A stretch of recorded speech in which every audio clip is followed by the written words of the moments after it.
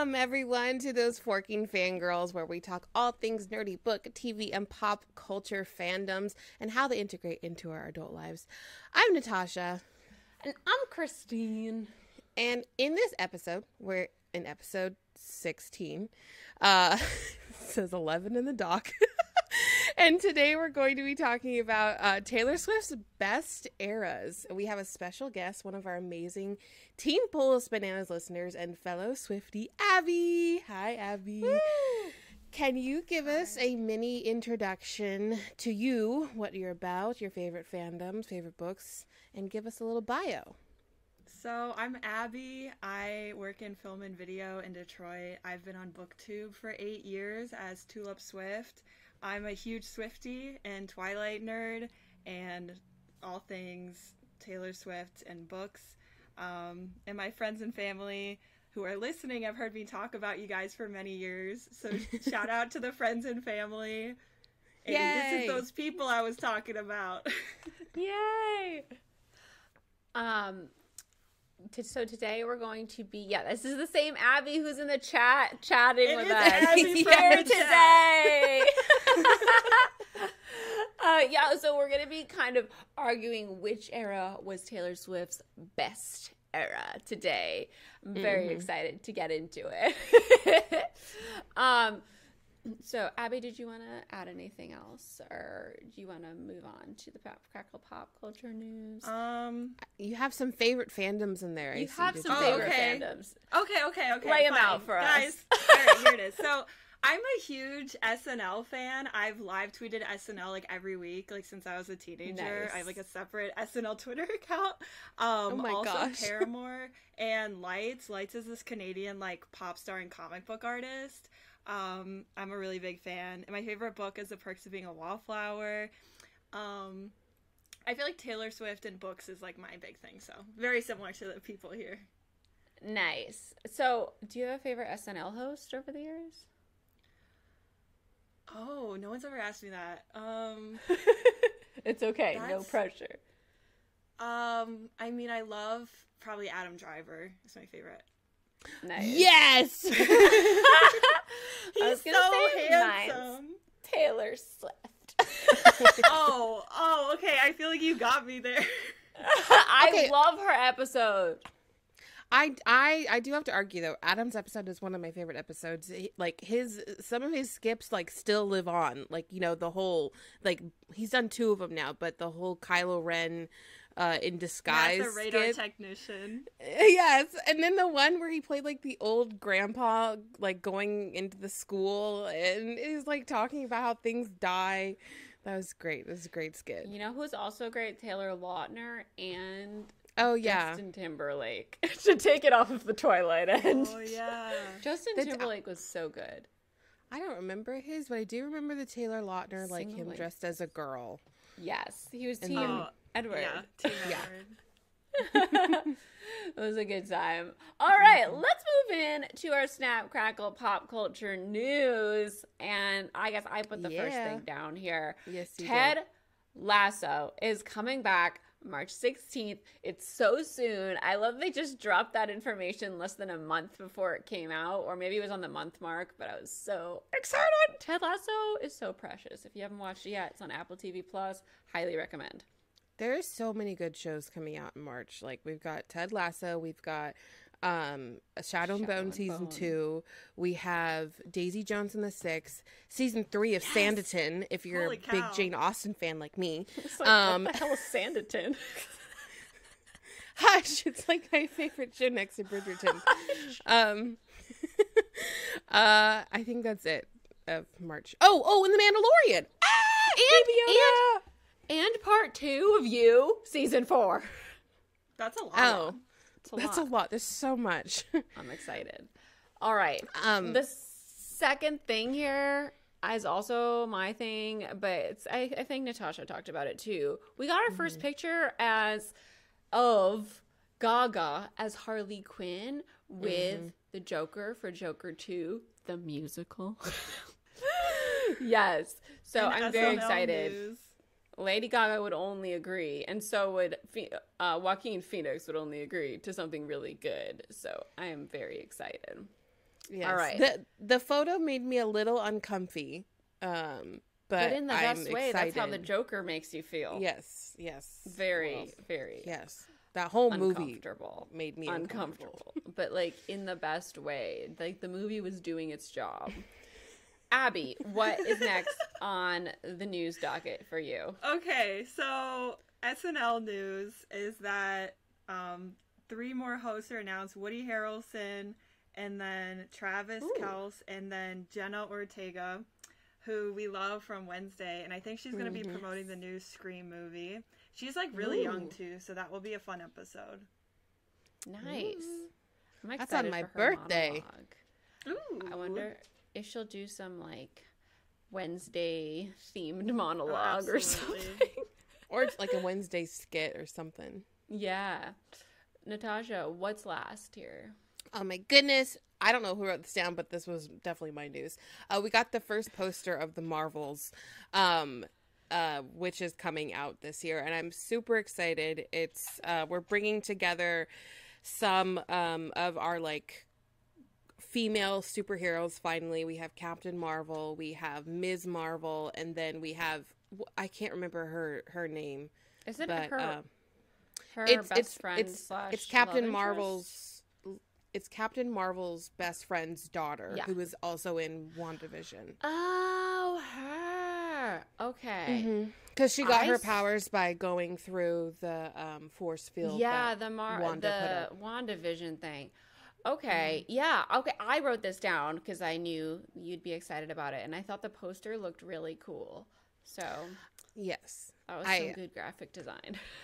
Yeah, this is the movie I'm probably most excited about, but just because of the setup that we've had thus far for Marvel stuff. Now that we're in Phase 5, we'll go into this, but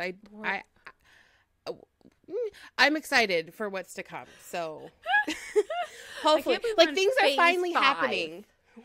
Well, yeah, because like nothing happened in Phase 4.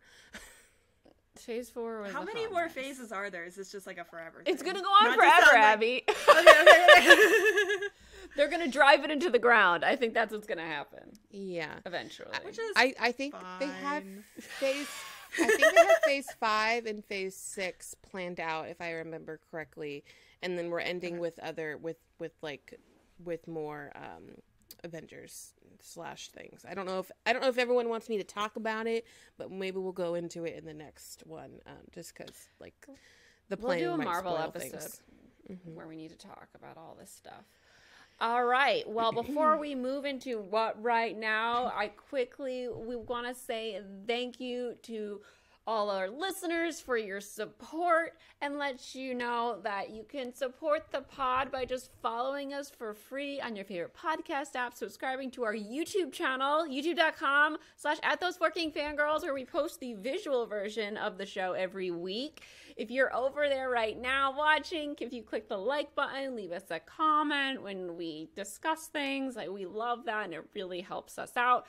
And if you're interested in supporting the show in a bigger way, you can leave us a review on your favorite podcast app, or in even bigger way, we have a Patreon with 3 different tiers, lots of different perks. Not YouTube, patreon.com/thoseforkingfangirls. Our big perk at the $5 level is a half an hour extra show every week, where we get into more personal topics called Fangirl Tea Time, and it's an ad-free show. So, and we're gonna have ads soon. Cray. We're gonna be a real podcast soon. We're a real boy. But so on the Patreon is where if you subscribe there, if you pledge there, you get the show ad-free and lots of other perks. So you can check that out in the show notes. Yeah. All right. That's why Abby's here, because she's a part of the She's a Patreon. Oh, yes, a patron. and it's fun, yes. and it's great, and I recommend it. They do a great job. Yes, it's such a fun community over there. And thank you so much, Abby, for being a supporter of the show. That being on the show, being a guest on the show, is one of the Team Polisbananas perks. That is so fun. So Abby's our second guest, and we're bringing on a listener every month from our Team Polisbananas tier. So it's been really fun. Yes. All right. Now we can move on to what right now. I didn't thank you for inputting that because I should have said that. All right. Abby, what you reading right now? Okay. A whole handful of things, Christine. But one of them would be Blood and Honey by Shelby Marwin. This is a sequel to Serpent and Dove. I like to read things a few years after they're popular. Not on purpose, but it works because then you don't have to wait for the next book. It's okay. I mean, it's an easy read. I'm listening to the audiobook. I don't remember if you guys have read that. Is that the second book in the Serpent and the... Yes. Serpent and Dove, yeah. Okay. I read the first 2.5. I don't know if that says anything, but... Nice. Natasha, what are you reading right now?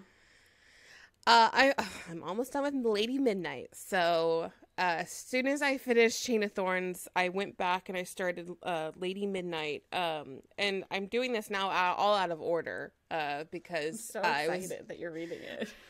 It's so good. I remember when I first jumped into Lady Midnight, like right after TMI, I couldn't do it. Like I couldn't wrap my head around all these new characters. I was just like, I just want to be back with Jason Clary. And so I took like a 5-year break and then I jumped back into Chain of Thorns, Chain of Gold or The Last Hours in January. And now I'm just catching up. I'm very excited. The Last Hours does spoil the main plot point in Lady Midnight, which I figured out real quickly, but that's okay because it's still so great and the characters figure it out pretty quickly too, so it's fine. It definitely behooves you to read Lady Midnight first because it is a really great ride without knowing what Natasha knew going in because she read The Last Hours beforehand. I think Lady Midnight is my favorite Shadowhunters book, honestly. It's such a strong first book, and if you go into it without The Last Hours, it has such a great roller coaster. So, but it's still great. Like there's so much good stuff in there, and it just gets better. I think the Lord of Shadows is my favorite Shadowhunter book. That's a sad one. It's so good. It's got so much. But what was I just going to say?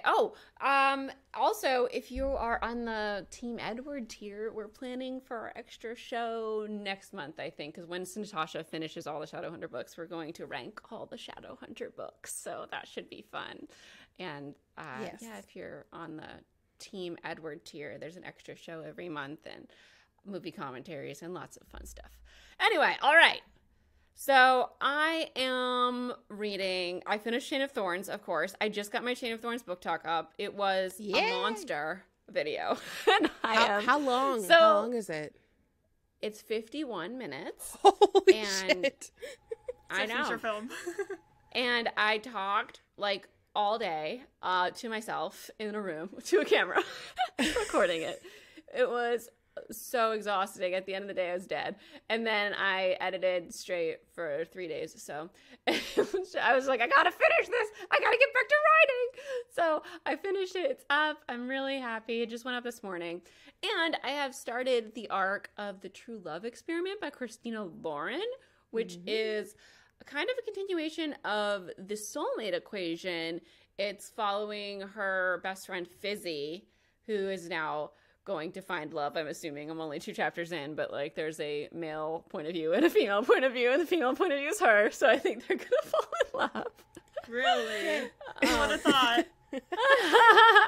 I'm excited because I love their books. They're just such like a warm, fuzzy, hilarious ride. All right. Them. Yes, I love Christina Lauren.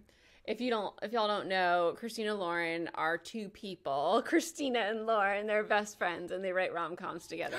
They're 2 people? Yeah, you didn't know this? No! They're amazing. First time I'm hearing of this. Yes. I thought it was Christina Lauren. No, they're 2 people. They're 2 people. Yeah, they both started out writing Twilight fan fiction. And they're so wonderful, and they blurbed again but better, and it was so nice of them because I was like coming in from being like a booktube person, and I was so nervous about getting someone to blurb the book, and they're like, oh my gosh, don't worry, we'll do it. And it was so sweet. And yeah, anyway, all right, now TV shows. Abby, yes. You're up. Okay. So I finally started Ted Lasso, and I finished season 1. And I just want to say, for people who still haven't seen Ted Lasso, I was not sold on Jason Sudeikis. I was like, this is probably good, but like, I don't know. He was just like, I was reading stuff about like him and his ex-wife, and it was just like kind of spoiled the vibe. But what I didn't realize is like there's this like really adorable romance. Like Roy Kent like gives me like, he makes me blush. Like he's so sweet, and like I feel like if I had no idea this was gonna be like, there's like, he's like so grumpy, and then like he's with this like sunshine girl. Like if I knew that, I would have started the show way earlier. But I love season 1, and I'm glad to be like part of the train, and so I'm gonna get caught up to season 2. Yes, season 2 is so good too. That's the same. I felt unsold on Jason Sudeikis. I was not sold on Sucker. And then I watched it, and it was so funny and so sweet and wholesome and wonderfully written. So it's a treat. Natasha, what do you watch? I haven't really been watching a lot, but I did watch the newest episode of The Last of Us, which was great. Nice. We're on episode 6, and we have 9 episodes. So I'm going to be sad when it's over with. But then I'll get to jump into The Mandalorian and watch Daddy Pedro in that. I only say that because Christine cringes every time. I got sucked into Netflix's reality show Perfect Match this week during my breaks, because it has a bunch of the Love is Blind people and people from The Circle on it, and it's so ridiculous. But what can I say? These reality shows are really helping me with my anxiety. Like, it just calms me down. So I am now invested, and the next 4 episodes come out tomorrow, so I'm excited. And I am almost done with Wednesday. I have 1 episode left. So that's been exciting. I'm almost caught up with society's excitement about Wednesday. Like, I almost know what happens. I love the romance happening in Wednesday. Oh, I said just a couple months late. Just a couple months late. I love the kid she's kind of dating. Like, I just love how persistent he is, because she's so mean and so standoffish, and he's still like, no, hi again, date me. Stop pushing me away. I love it. All right, movies. Natasha, I want to hear about Ant-Man Quantumania. Yes, I saw Ant-Man Quantumania yesterday, and over the weekend, because we're recording this early. And I didn't have a lot of expectations. I was kind of going into it thinking that it was just going to be terrible, and it was not. It was great, and I loved it. It felt very similar to Ragnarok in a way. And really? It did. It's not okay. Ragnarok is really special, so it's not up to that level, but it's like, maybe don't compare. Right here. It's like right here. But the pacing was, listen, compared to the rest of the, I mean, I did enjoy Black Panther. I thought that was great. It's just there's a lot of sadness in there, so it's just like, I don't think I'll probably rewatch that for a while. Yeah, for Wakanda Forever. And like comparing it to the rest of the Phase 4 movies outside of Spider-Man, this one was great, okay? And it's funny, it was heartfelt. One of my only issues with it was that it's called Ant-Man and the Wasp, and it's just, there's not a lot of Wasp in it, okay? There's never a lot of Wasp. The same thing was true for Ant-Man 2. The Wasp was like a backside character. Yeah, it's frustrating. So Evangeline I Lilly wish deserves more. I wish she had more of a character arc, because it's definitely mostly about Ant-Man and his daughter, and she's great. Oh my gosh, I love her. But this is a setup of Kang, so we meet Kang in Loki, and we get to see more of him, a different version of him. So because there's multiple versions of Kang. But it finally feels like we're setting something up. Like, like outside of all of the other Marvel movies and all of Phase 4, they just felt like their own little things. And now it's like, okay, we're getting somewhere.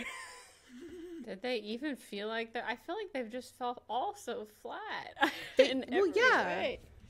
But they have, most of them. Like, because you don't want just something to just set up. You want it to stand on its own. Well, I want it to stand on its own, but also, like, I want it to stand on its own, but I also want to have, like, a sense of, you know, we've had so many movies and so many projects, like, where do these all fit, you know? And I finally felt like, okay, I can see how everything is going to work out within each other. Because that's what I was so frustrated about Doctor Strange, is because I thought we were going to get Loki, like, the timelines, we're messing with the multiverse, and it just...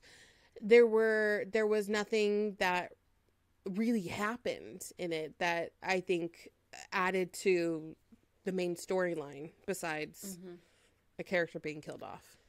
Yeah. Katie said, I feel like even Marvel creators are burnt out on Marvel. I mean, probably. That's sad, but it seems like they need a break, maybe even to refresh their love for the genre. Yeah, when I heard it's called Quantumania, I immediately was turned off because I didn't like the first two Ant-Mans. I just don't find them charming or funny at all. I find them like trying the really montage hard. where he's like crying and reading The Fault in Our Stars, then he's playing like that's different. Like maybe like I was happy about The Fault in Our Stars having a cameo, but I hate giant ants. They freak me out. You're that's valid. You probably because a lot of like quantum, like the I quantum hate being realm, in the quantum realm. So I don't think much. you're gonna. I think you might kind of freak out about being in the quantum realm because there's things in it that resemble like what germs look like. So yeah. I don't know if you're gonna. It's very is it Star like that Wars episode of. Oh, I hate Star Wars. Okay, I'm not gonna like it. I don't think, but I am gonna watch it probably when it comes out on streaming. I'll eventually watch. I haven't watched Wakanda Forever yet. Like I'm falling behind because I'm not as interested because they keep not impressing me much. Oh, I listened to Shania Twain's new album. I really loved it. I have to listen to it again. Yay! So I can start. But like I was just bopping the whole time. It was so catchy. I loved the first song too. I was like, wow, what a first song to start it off. Yeah. So that was fun. I watched someone that I used to know, which is Alison Brie and Dave Franco's new film. I don't know if everyone knows, but they're married. Alison Brie is from Community, and she plays Annie. And she's also in Mad Men. She's in Glow. You know, she plays the lead in Glow. She's fantastic. So I love her. They did a film together. They wrote it together during COVID.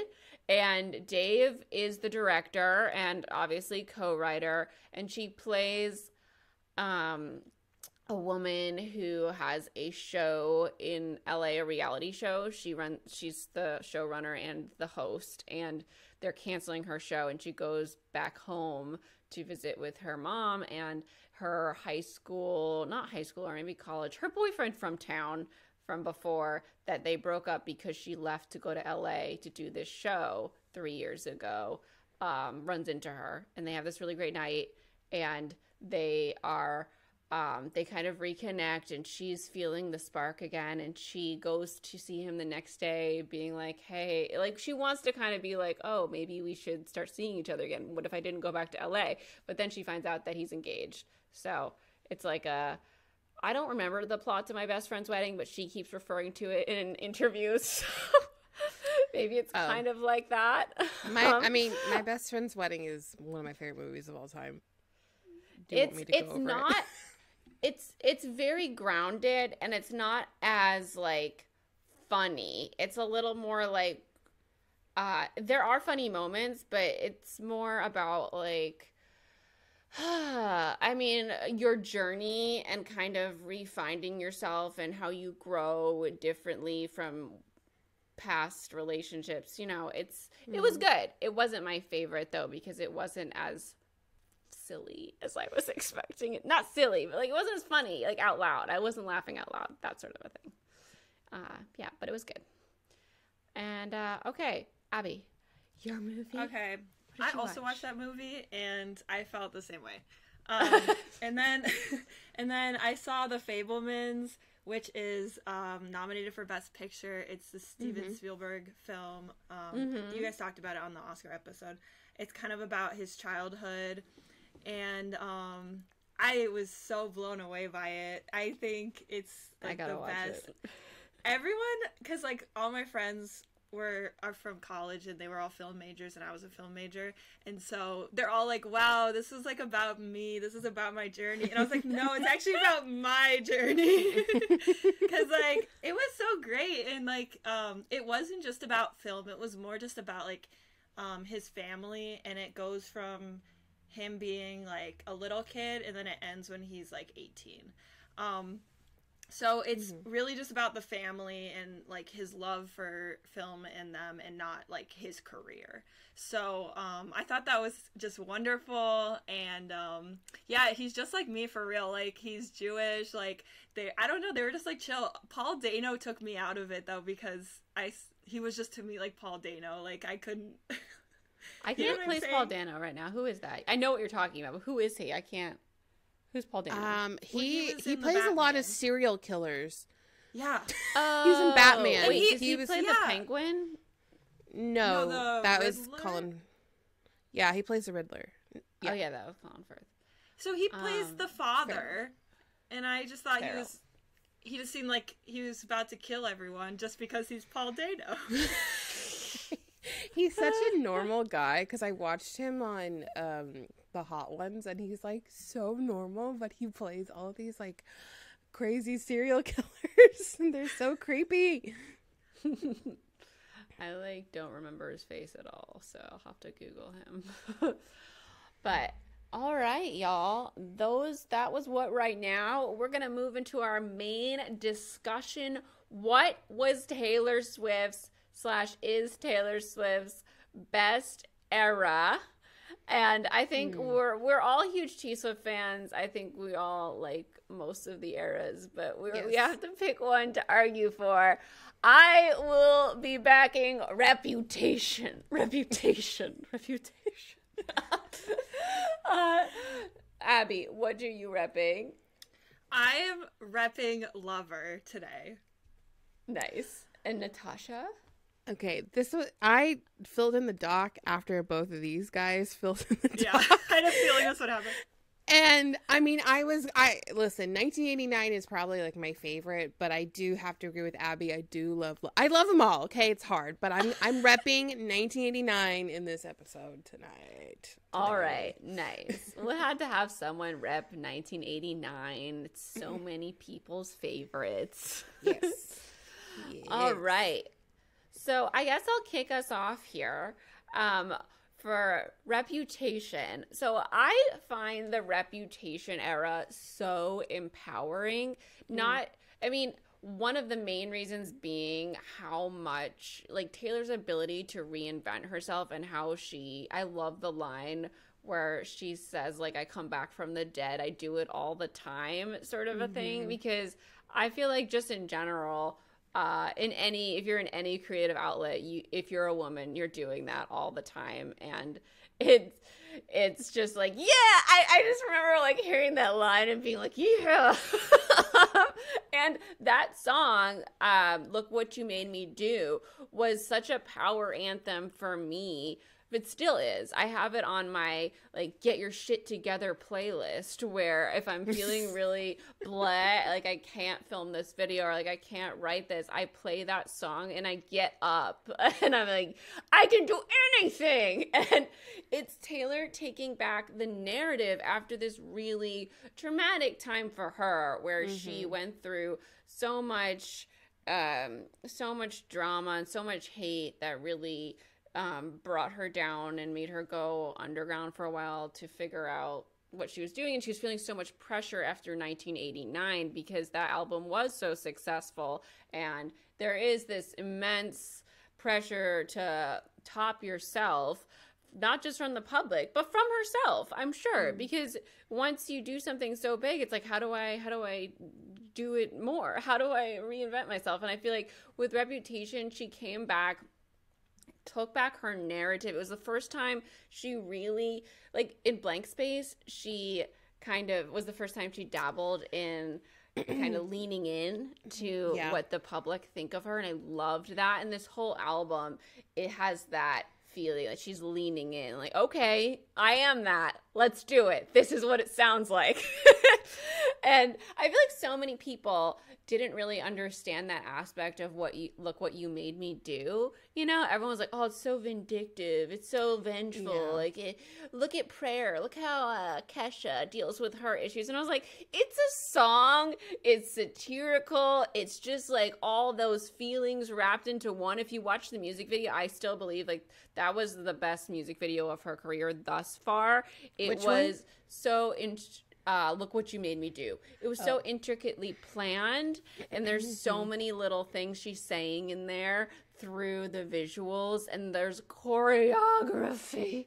I mean, it's I got to learn choreography for a Taylor Swift video, and that scene, like, we'll never forget, like, the old Taylors, like, oh my God, why am I forgetting the line?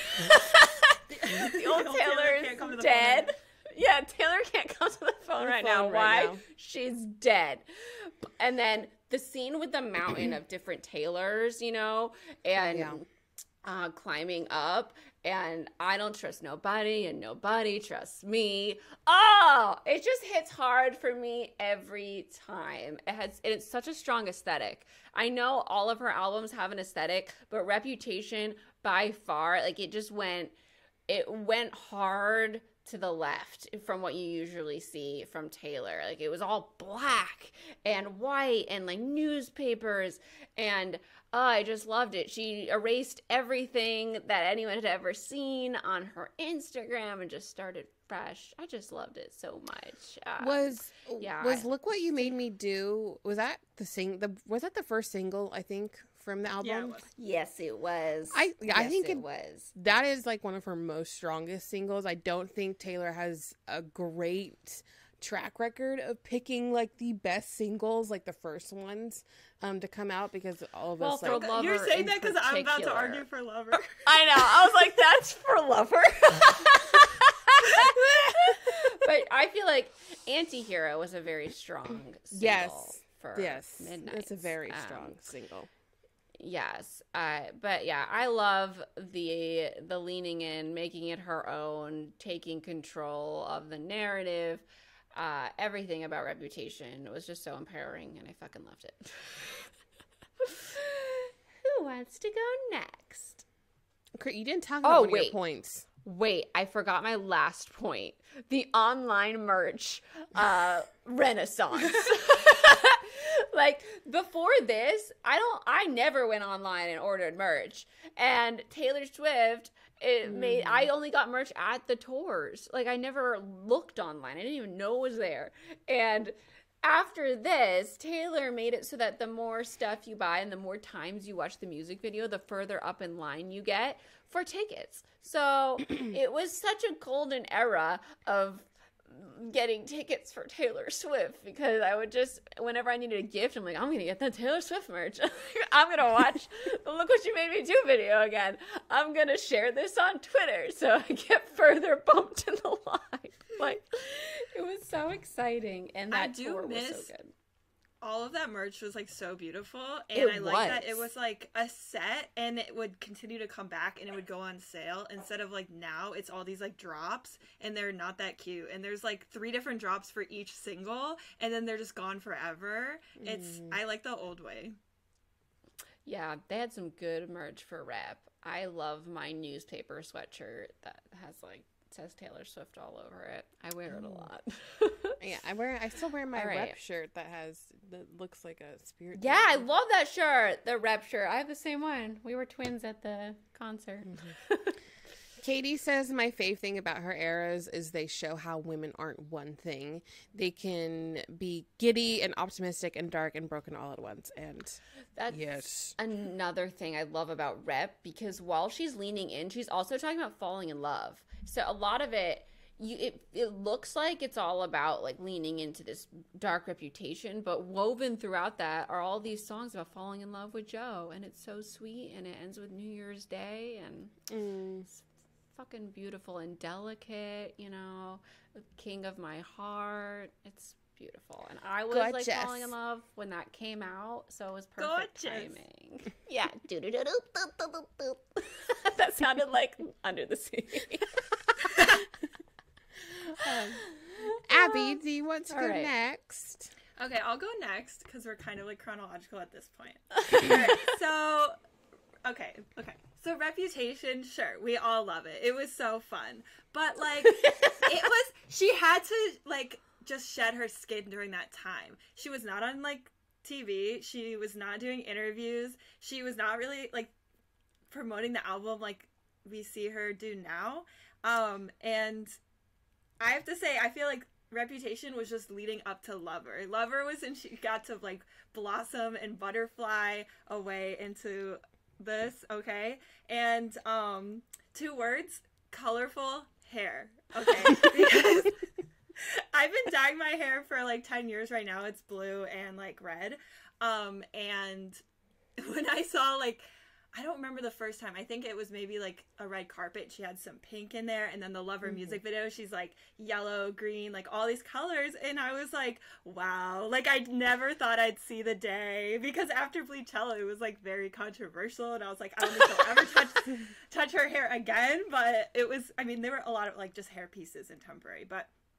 And it was so bright and beautiful. And she was interacting with fans. And I mean, it wasn't even like a full like 2 years, I feel like it was like a year and a half after Reputation that Lover came out, and I just feel like she was just so ready to be like, I said what I needed to say, and now we're just gonna do like a really happy, pretty album. And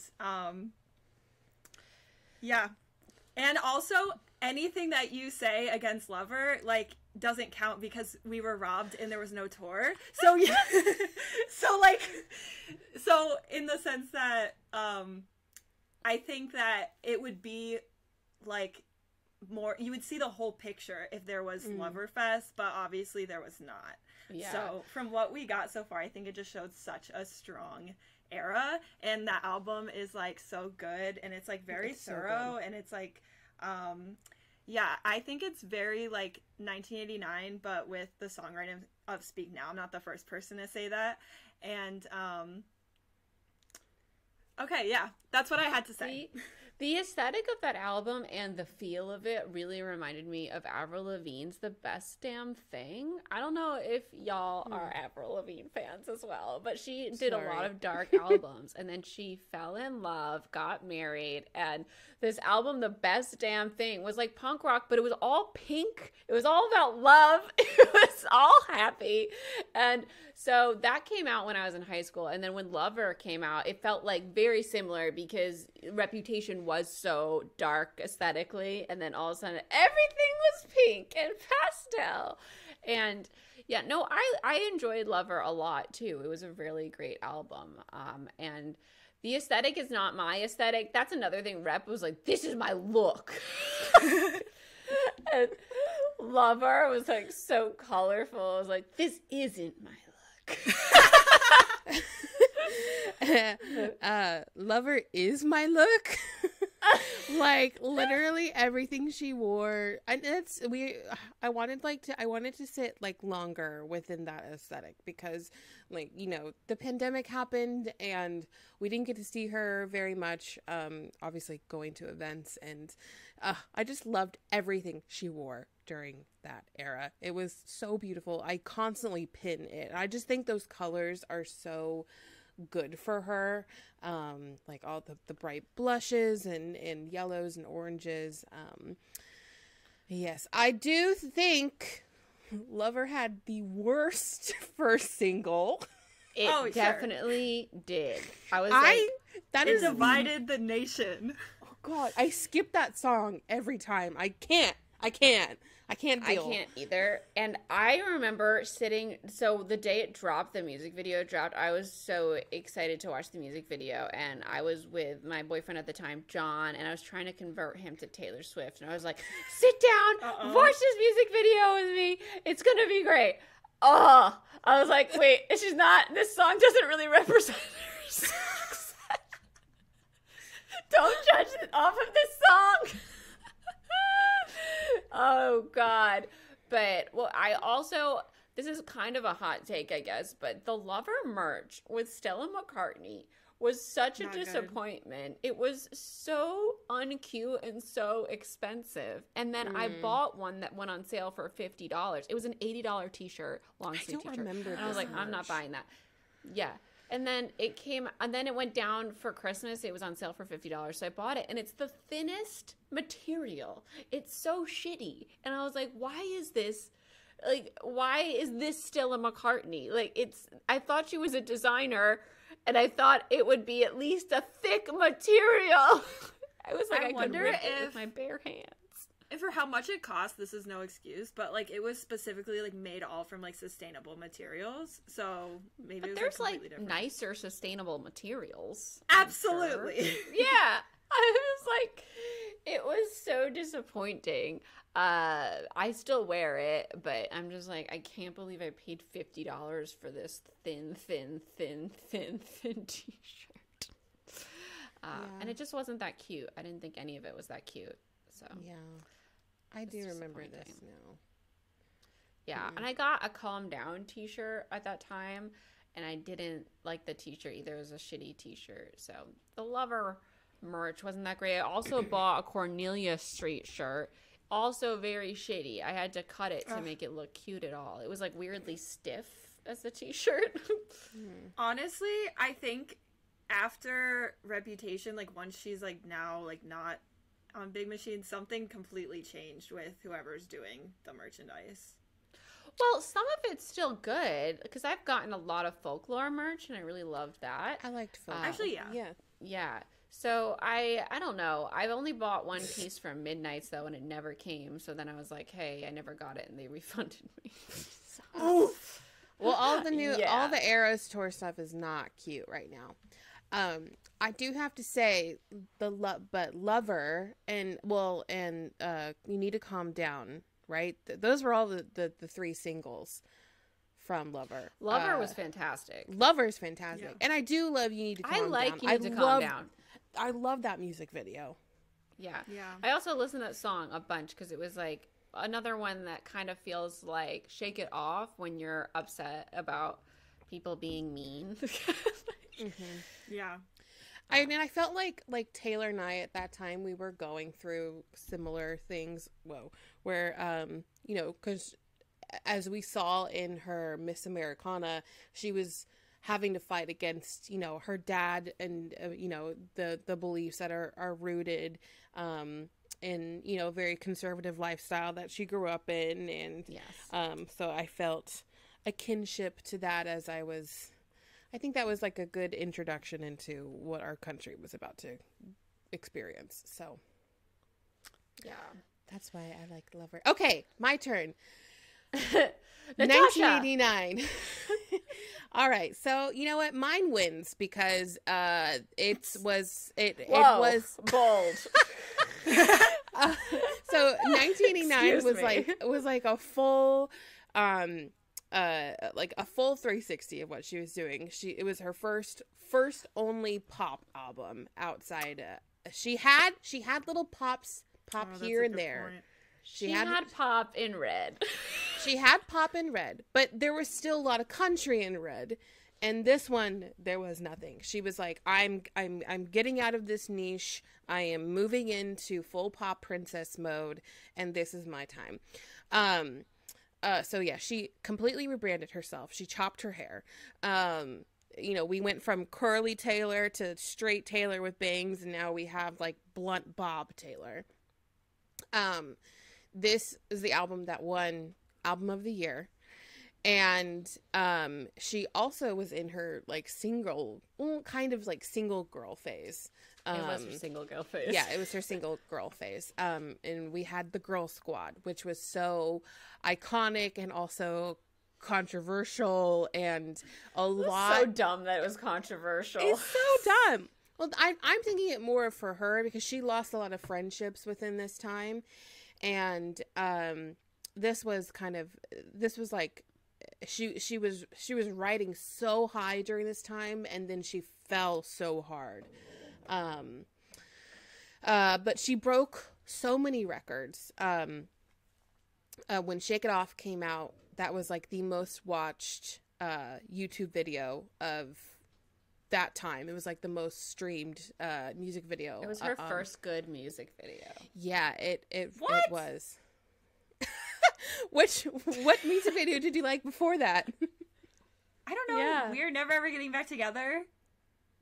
That was fine. Nah. I mean, it just wasn't. I mean, it was good, but it wasn't like Shake It Off. That was like instant classic. Our song, Yeah. I guess for the time. Our song is a terrible. She's music just sitting on steps. on that flowers. influenced me as a child. She's holding a phone that's old fashioned. Well, okay, I know. She I was do like think 17 or something. I don't know. 16. I think you're picking the wrong videos, Abby. I do think I can't think of any of them right now.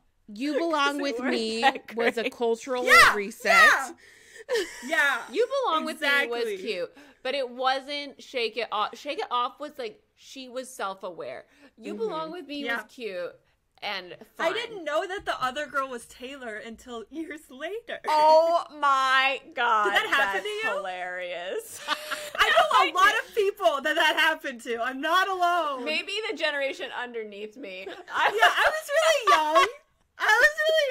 And they're like, someone was like, that's Taylor in a wig. And I'm like, no, it's not. All right. Avril Lavigne, same thing in her music video for I Don't Like Your Girlfriend. Oh. Oh, I didn't know that. That came out before. Yeah, I'm a big Avril Lavigne fan.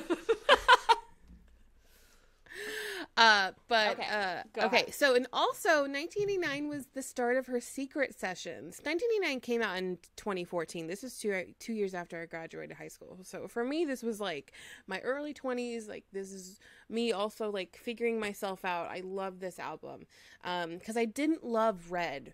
I didn't love Red at that point. I was going through don't roll your eyes. I was going through a really terrible time in my life, and it just I didn't mean not... to roll my eyes. It just was gasping. Yeah. It did not equate to what I was feeling personally. And then 1989 came out, and that was great. But she became super active on socials, and I know because Instagram came out like in 2012. And but she was posting all the time, like everyone felt super close to her. I have a specific memory of like the Yumi and Kat like driving down to San Diego, like going to a book signing, and then we're just like we're listening to all of 1989 on the way down. Oh yeah, It's very 2014. We were going to see Anna and the French Kiss, Stephanie Perkins. For her new book. Okay, so anyways, so she, and honestly, 1989 is what sent her into stardom. Like, this is what put her on, like, she was already on the map, but this is what, like, really made her, like, an absolute, like, pop culture icon.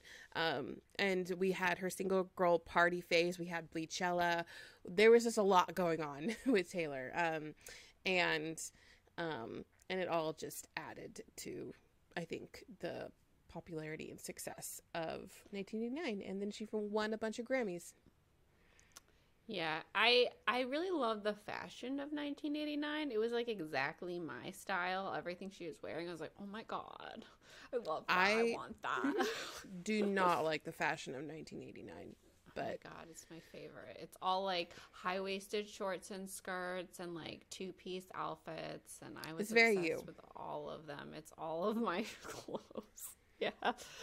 But I was in a bad place during 1989, and I didn't like the music. I was like fine with it. It was okay. But I loved Red so much, and I loved the combination of pop and country. And then when there was no like country feel at all, I was like, what is going on? See, this is all so surface level. I mean, that's why it took me a while to be like, okay, I really like Taylor Swift, because I was never a big country music star fan. And so when she came out with the pop album, I was like, yes, this is everything. Yeah, I'm the same way. It was like, I can dance to all of these. Like, these are so fun. I love everything. I just feel like she never felt that country to me at all. You know, it was all about like the lyrics and the stories and her songs. And I just felt like in 1989, the pop was distracting me so much from the story aspect of her music. Like, I literally didn't hear the Out stories of the Woods until last year. What? Out of the Woods, though? I mean, obviously, but like, it wasn't the same thing as before, where she was like, "Dear John," like it wasn't like it didn't have like the story in the song that was like about a person. I was like, who is this about? Who is it about? I was so disconnected from her life. I wasn't in the same place. And I'm regretting like doing a funny face while I did Dear John, because no one's gonna see it. They're gonna think I was singing Dear John. I didn't want to sing. I was doing a joke. But anyway, what was I just saying? Yeah, I just didn't feel connected to the story. I didn't feel the overarching story too. In a lot of our albums, it feels like one big story. A little bit like it feels like it's about the same person almost. And this one, I was like, what is this about? Who is this? And I think it's just about where my brain was at the time, though, because now I'm like, yeah, you needed it when you moved to LA, because it's her. I moved to New York. Well, it is when I moved to LA, and I got really sick, and it was like bad. I was in a bad lost her space. voice and yeah. It was. I do think 1989 is full of a lot of like single hits, because a lot of them don't make a lot of sense together. Because we had Shake It Off that went out first, and then was it Blank Space that went out next? Yes, Blank Space was second. Yeah. That was a good music video too.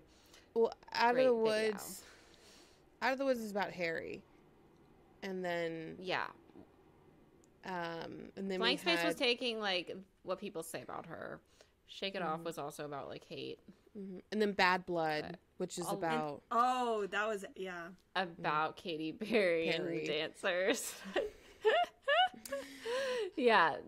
And then New Romantic still plays like sometimes if I'm like at the mall or something for some reason. That was an extra song too. It was the bonus song. But that was also about Harry. Now that I've reanalyzed everything, it's got all the Harry markers. And then Wildest Dreams as well. Oh, Harry. Honestly, so many hits there. Yeah. Yeah. Like all of the other songs about Harry. I do love This Love. That's one of my favorite like romancy songs. Like, this love is good, this love is so this good. Love is that, this love is I love God. Yeah, I didn't like those for so long. Love and Clean, I just skipped by. It would kill me in the car. She would have 1989 in her little car, and we would be driving. That's all we would only listen. Christine didn't get Bluetooth to work in her car for like a decade, okay? And Still doesn't work. I have the same car, Natasha. I know that. You made it work one time in the last year, okay? Anyways, she would only she'd filled up, she finally figured out she could fill up her little USB thing and put songs in it. But she would only have albums, and so we would only play 1989 for years. And then she would skip Clean. And she would skip This Love. She would skip every song. And I'd be like, no. I've actually read online a lot of people like don't like, or they think it's just like not that good. I mean, I disagree. I like them, but that's other people feel the same way. Wait, about what? 1989? Clean and This Love. They're like, those are skips. It's just because they're slow, though, I feel like, compared to the other songs. Yeah. But so you're saying you do like them? You just skip them? I like, now that I've listened to the lyrics, I'm like, wow, these are really good. Yeah. But I couldn't hear the lyrics because I was distracted by the pop musics. See, I skip a lot of, like, the big pop songs. I like the slow songs. Like, I remember when all you had to do was Stay. Like, that's from 1989. Like, Stay. I would skip. That one's so good. That one's so good. Now that I've listened to that one and I've heard the lyrics, I'm like, whoa, so good. Like, I remember really hard trying to listen to those lyrics, but all I could hear was, all you had to do was start. Like, all the lyrics were blended away, except for the chorus, because it was so poppy in my head, just like the music feel. But anyway, I'm in my 1989 phase. Like, I can appreciate what everyone liked about it now. Almost a decade later. Yeah. But all right, let's move on here. So let's talk best era versus best album, because I don't think they match up. They don't match up for me, at least. I don't because well, Abby only has one, so I think they match up for her. Oh, do they not match up? No, never mind. I just didn't fill it out right. All right. I was like, have you changed? No. So, her best era for me was obviously Reputation. I just argued, but her best album for me by far was Folklore. It's just that album is absolute perfection. 20 out of 10 stars for me. Yeah, I agree. I put down Folklore as well. Keeping in mind that best era is 1989. Yeah, Folklore. For me, I think the best era is Lover, but I was just saying, I feel like most of, I don't think any of my favorite Taylor Swift songs are from Lover. It's such a good album, but I think the best album is Folklore, to go with what everyone else is saying. Evermore is, I think, just as good, but I think Folklore has more, fun songs, so I have to go with Folklore. That's a funny word for their songs. I see fun. Here. I love Folklore as an album, all together. This is something I put on usually all the time if I'm working or I just want to be in the mood. It was so fun, especially when it dropped during the pandemic when we didn't really have anything coming out, and I got to sit there and listen and know that these songs are about stories and kind of make them up in my head. So I had full music videos going on in my head for Folklore. Yeah, I mean, Folklore was such a beautiful day when it dropped. I think we all were listening together. We all found out the morning of. It was a phenomenon. And it went so well with the vibe of the pandemic in general. It was perfect timing, lyrically perfect. And then it's the perfect, disguise of... her story beneath the story doesn't hit till the last song. And then you're like, whoa. Then you have to listen to it again. And it's so good. There's so much in it. There's so many layers to every song. And I love layers. And really just dig my fork in through all of them. I had a very different experience, so try not to cringe, but Folklore came out. I didn't know that the songs weren't about her. I heard the one, and then I just started crying, and I was like, oh my god, her and Joe broke up. Like, love isn't real. It is about her. And then... It's not about her! I'm gonna argue this till I die. They are about her. I don't know. I agree. They really are all long. about her, but they're all not about her. true. They're not necessarily word verbatim true, but underneath it, there is a story that she's telling about herself. Absolutely. And I absolutely think that her and Joe went through a very big upset, and that is why she wrote this. I think it's possible. So I was so sad, and I was like, why would I ever listen to this album again? And then I found out it was like Folklore, but still, everyone was like tweeting about it, and everyone's like, you know, Betty this, Betty that. I didn't listen to it again for like 5 months. Like, I was like, I don't want to listen to this album. Wow, that's a long time. And also, I just love pop music so much that I was like, gosh darn it, like, I'm not gonna like this one. And then all of a sudden, like, something switched, and then I think my expectations, I kind of like came to terms with like, this album like does not sound like Reputation or Lover. And so then I listened to it, and then I like did not stop listening to it after that. So I became like totally immersed in it. But like I was telling my sister, I was like, Folklore's her best album. She's like, I thought you hated Folklore. I was like, I just wasn't ready. I wasn't ready. Yeah. I mean, that's what happens a lot. I feel like when you don't like one of Taylor's albums, like just like 1989, like I wasn't ready to like it. And then you come around and it's like, whoa, this is art. Mm-hmm. I think because you have to put why am I blanking on the second album? Evermore. Oh yeah, sorry. Evermore. Because Evermore came out like a couple months later, and I don't think that as an album was my favorite, but I love all the songs in Evermore. Those are like Ivy, like some of those songs are my favorite compared to specific songs in Folklore. Like I liked listening to the whole album of Folklore, but I like the songs in Evermore. I remember when Evermore came out, I was like, I am not ready to leave the Folklore era. You know, it was it goes together for me.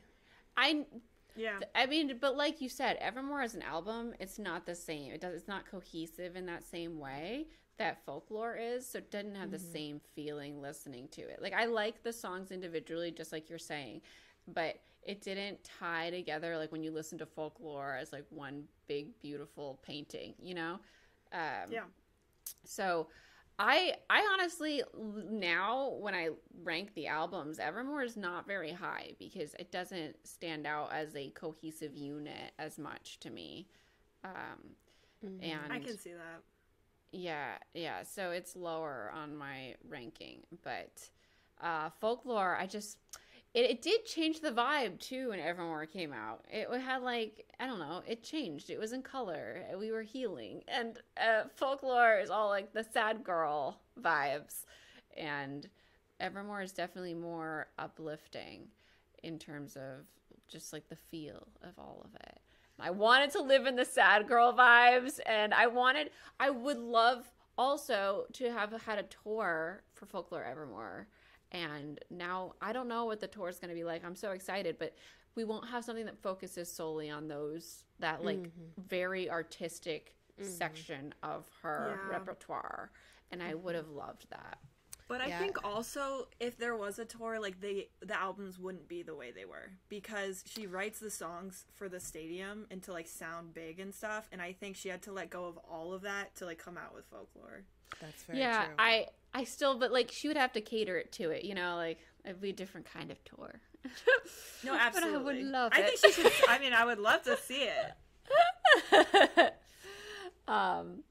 But yeah, everyone in so Katie's saying Evermore felt like an epilogue to Folklore. It did. They tied together. Right? It was like the second half of this story, but it wasn't the same like cohesive story. You know, it was like lots of different vibes in those songs. You bop around. Yeah, which is, I think, an epilogue is a good way to, as a metaphor for to talk about it. Describe it. Yeah, definitely. Let's move up to, okay, best era. Is your best Taylor Swift song on your best era? Yes. It is. What is yours? Well, my number one song has always been Wildest Dreams. So Wildest Dreams is my favorite song, but now it got so popular because of Bridgerton, which is great. But now it feels like I felt like I was like picking like my favorite song was not super popular, but now it is. It was popular before that. It was like it had its own music video, but it was the last one in the album. But I think why I loved Wildest Dreams so much, I love because it's so similar to Lover, and which is why Lover's like my next favorite, is more of my favorite album than I think 1989. And because all of those vibes in Wildest Dreams, like the sweeping romance, a love story, and all that kind of translated into what Lover was. So like my next, well, wait, I don't think, no, Gorgeous is from Reputation. Yeah. And Getaway Car is also from Reputation. Rep. So those are both of my favorites from Rep. And then, of course, All Too Well 2-minute version. Yeah, All Too Well is on every list. So I tried to like not just say All Too Well. But yeah, my favorite songs aren't from my favorite era either. I mean, no, Natasha has one from her favorite era. I think one of her best songs is Cardigan. I love it. So that song just hits me really hard every single time I listen to it. And I really love Right Where You Left Me from Evermore. So those are two from that era. And then I loved Happiness. I don't listen to Happiness over and over again, but that song really moved me listening to it. And I have a playlist of like my top 50 Taylor Swift songs, and I could just keep adding to it because I have favorites from like Forever and Always is one of my favorite Taylor Swift songs of all time. But yeah, I love All Too False Well God. is just like, oh, interesting, from Lover. Yeah. And I love Cornelia Street, which is from Lover.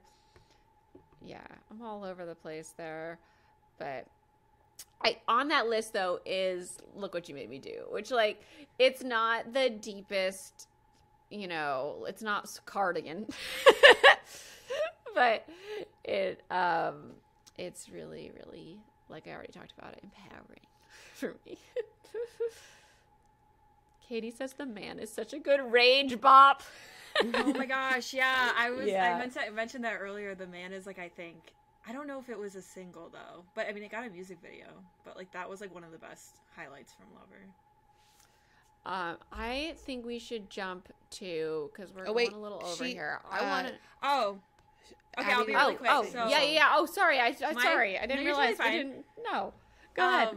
I have like you guys like so many favorite songs. I mean, like all our albums are so different, but I feel like to me it's always going to be like Delicate. I don't know. Something just like clicked, and like that's just like my song now. So. That's a great video too. No. Tell us the other ones. Okay, here are all the other ones. Fine. I love Dear John. I've just always been obsessed with Dear John since I saw it live, like Small Flex, Speak Now tour, and then Cardigan. I love Long Story Short, but I agree that like that kind of like throws off all of the Evermore, like kind of doesn't match. And then August, oh my gosh, and then Shake It Off, I think is like yes. I think when that, I know what you guys were saying about Look What You Made Me Do, but to me, like, that's the impact Shake It Off had. Like, it happened, and then I was like, oh, like, I'm gonna be happy for the rest of my life, like, all the time. That's definitely on the same playlist as I have Look What You Made Me Do on. Like, okay.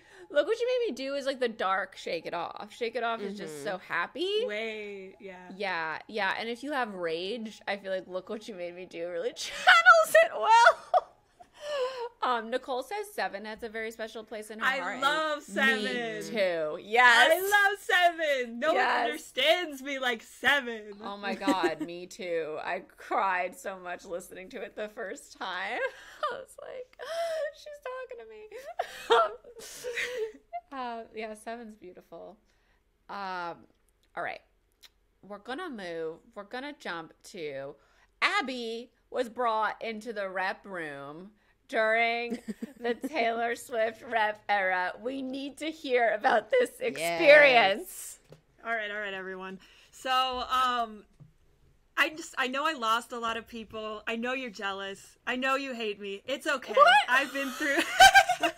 Okay, well, this is more me, because when people told me in the past that thank you, I am the chosen one. When they met Taylor, I was like, oh, I don't like this person anymore. So. Oh my goodness. So okay, fine. You guys are more mature than me. That's a youth reaction. That's a youth reaction. That was like me in 8th grade. But so this is my like thing. This is my like my life. Okay, so I like I said, I've been on YouTube for a long time. I posted on my channel a reaction to the Delicate music video, which is like my favorite music video, and I think this kind of has to do why that's like my favorite song. By the way, the channel is Tulip Like the Flower, Swift like the singer, Tulip Swift, and I have a really long video with like about the whole thing. But anyways, so I tweeted a link to the reaction video, and then that night it was like Taylor Swift liked your photo, and I was like, oh my god, like I lost my mind. I was like, this is so great, and like to me, like I was like, I made it, like I did it. Little did I know I was noticed. And so then, oh my gosh, yes. And then the next day I got a Taylor Nation DM, and I have it. It says, I can do it by heart. I don't know why I'm reading it. Hey there, my name is Stephanie from Taylor Nation. Taylor loved your Delicate music reaction video and would like to invite you and one guest to a Reputation Stadium tour of your choice. Oh my You god. can find a list of dates here. Send me your full name and your preferred city. Look forward to hearing back. Taylor Nation. And then I was like, my god. what happened next is I called every single person I've ever met. It's actually so embarrassing. I was like really freaking out. I called my mom. My dad didn't pick up. My sister picked up, and I was like, do you want to go with me? And she was like, I think she was like mature enough to realize like this was a really big deal. And she is a Swiftie, but like she was like, no, you should take your friend. But I had to ask my sister first. She's my sister. But she said you should take your friend. God. You guys cannot believe this. I can't believe she passed it up. And by the way, like I don't think I'm meeting Taylor Swift. Like it's in the back of my mind, but like it says you get a concert ticket. So I called my friend Sophia, and Sophia Dove, she's a singer-songwriter, look her up. We met in middle school because I was posting Taylor Swift on Instagram, and she was like, oh, I love Taylor Swift. And so that's literally how we became friends. And so I called Sophia, and I was like, guess what just happened? And it was like amazing. And then we decided to go together, and we actually drove. I'm in Michigan. We drove to Ohio because we already had Detroit tickets. And yeah, and then what happened next? I got a confidential message. This was the day of the show, and they said like you have to go to will call, and you should be there around 5 p.m. Send us your phone number just in case. And so all day I was like waiting for a phone call or something. By the way, to set the From scene, Taylor. Hey Abby, it's me. I'm about to get ready for my show. Oh my gosh. And like, you want to come backstage? You gotta come backstage. I'm just like getting ready. So at the time, this was the summer after my freshman year of college. I was 18. It's crazy how long ago this was. And like it sounds funny, but I had this like mindset that like I'm not the kind of person who gets invited to these things. I'm not the person who like meets Taylor Swift. Like that happens to other people. And so it's very surreal. And we get to the show. I dyed my hair green. I'm wearing this like dance costume that with like I'm putting it on the screen for people watching. Oh, nice. Oh, you got hot pants. Oh, it's just on. like hers. Thank you. It is trying to be a little bit like her like one sleeve. It's like it's like a sparkly leotard for people listening. And so we get there, and I have to show my like ID and like give my name, and then they give us these like physical tickets and like an envelope that has my name on it, and it's like we open it and there's wristbands to Club Olivia. I don't know if you guys know what that is, but there's That like, her cat? It is her cat's name. So there's 2 VIP boxes. Club Meredith is for celebrities. So that's where like Carly Kloss and like Ryan Reynolds like all watch the show. Club Olivia is like the fan VIP. And oh my god, I didn't know this. And so yeah, everyone is like invite only. So here's the kind of like drama in the story. So get ready, everyone. So so the Taylor Nation DM said to be there at 5. Okay, little anxiety moment because we're at the hotel and there's everyone at the hotel is seeing the Taylor Swift concert and they're shuttling people to the stadium. We go downstairs, it's like about 5 o'clock, and then we have to wait for the next shuttle because that one's full, and we get to the stadium and we have to walk all the way around. It's like really hot outside, and we get to will call, we wait in line. Now it's like 6:30. And so but it's like the show it's not even close to starting. Like, I'm not stressed. Once we pull out the Club Olivia wristband, someone working at the venue said, "Oh my gosh, like, you get pre-show meet and greet." And we're like, "Oh my god, we're gonna meet Taylor Swift." And she's like, "Oh no, they already did that, you missed it." And so Abby! I would have left at like 3 o'clock in the afternoon to go. I know! Okay, so I'll give you a spoiler. We did not miss a pre-show meet and greet. We were not invited to one. Okay. But at this point in time, but it said pre-show meet and greet? It did not say pre-show meet and greet. Oh, okay, it was just a wristband to Club Olivia. And then when we get to Club Olivia, there's like 12 folding chairs and they're all empty. And we're like, oh my god, everyone is backstage without us. And and like I was like, this is fine. Like, I felt more bad because I felt like I like the schedule was all messed up and I felt embarrassed because I was like, oh my god, like Sophia could have met Taylor Swift and I ruined it for her because I was like, I was never gonna meet Taylor Swift. Oh my gosh, Abby. I would have actually been crying. I would have been crying. I would have been in tears. Like, I can't believe this. Yeah, there is definitely some drama, which is why, like, after it happened, it's like I want to just be so happy and be like, my whole life is complete. But like, it was dramatic. So there's ups and downs. So anyway, so we asked the bouncers, like, did everyone go to a meet and greet? And they were like, we don't know about it. And they kept having to call people higher up. And then no one really knew because they weren't allowed to know that. And then eventually someone was like, what I know is there was a meet and greet, but like, it's over and like, you're not getting in. But like, we still didn't know if we were invited. And I don't think we were invited. Like, I don't even know if there was a meet and greet. Anyway, so flash forward, we made some great friends in Club Olivia. The people we were the only ones invited to Club Olivia. Everyone else, it was a seat upgrade. So they were from all over the stadium and someone would be like, hey, do you want to sit in the front? And then they would take them down there and give them a wristband. Okay. And so it's been like 5 years. I still follow all of these people on Instagram. Like, one of them got married last year. I was like, congratulations. Like, we are a family, like me and Club Olivia. It was so amazing. And a big group of them actually got rep room in the next show in Cleveland. And we were just so happy for them. So that's like my family, like, shout out to them. And so then I got pulled aside, like, I think during Style. So that's like maybe Taylor's like 3rd or 4th song on the tour.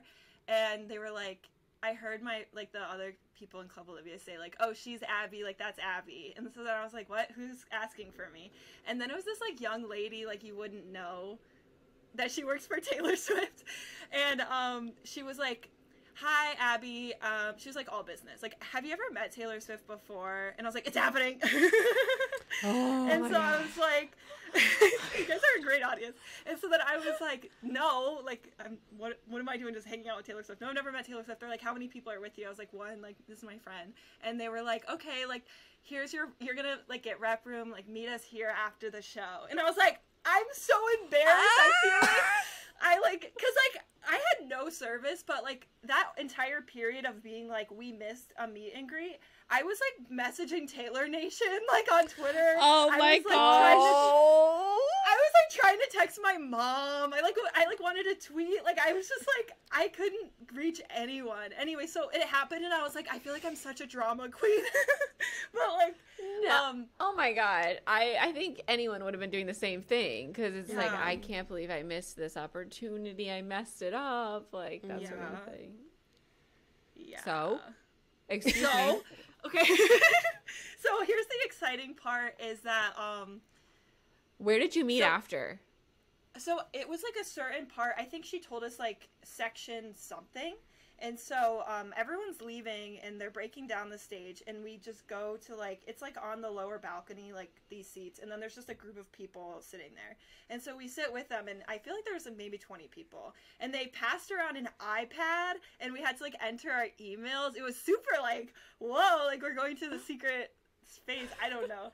And then they were like, okay, everybody go to the bathroom, and you have plenty of time. Like, we're not going to go back until a little bit. So, like, we all go to the bathroom, and everyone was so chill. Because, by the way, we were, like, pretty tired. It's, like, after midnight. We had just seen a Taylor Swift concert. I was in heels. And it was just kind of, like, I just kept looking at Sophia and being like, what's going on right now? Like, who are we? And so they lead us backstage, and it was a long walk, and we saw, and then all of a sudden we just like saw like Scott Swift, Taylor Swift's dad. He was like, oh, hi guys. And we're like, what is happening? And then they're like, okay, put all your stuff on this table. And then there were all these rules, like, you can take photos, like, don't take any videos, or you will be asked to leave. And so I was like, oh my god, I'm gonna accidentally take a video and then have to go home. It's like, that's the next thing that's gonna happen.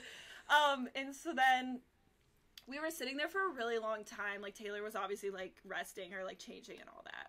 And then there was, like, pizza and cookies and candy and pop. Gosh.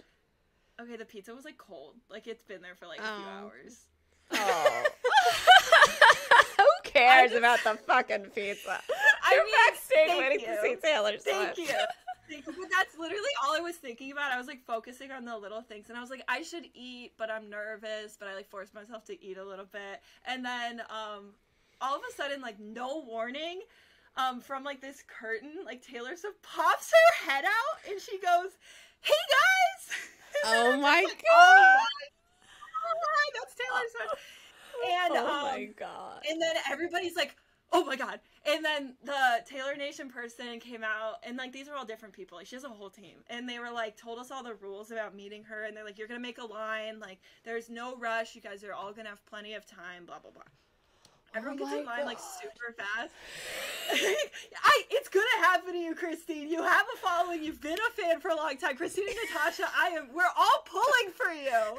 We're all pulling for you. But here's the thing, there's always, like, pros, because, like, I met her during Reputation. I wouldn't do anything differently. But, like, now you can say, like, I love folklore. Like, I didn't know that side of her yet.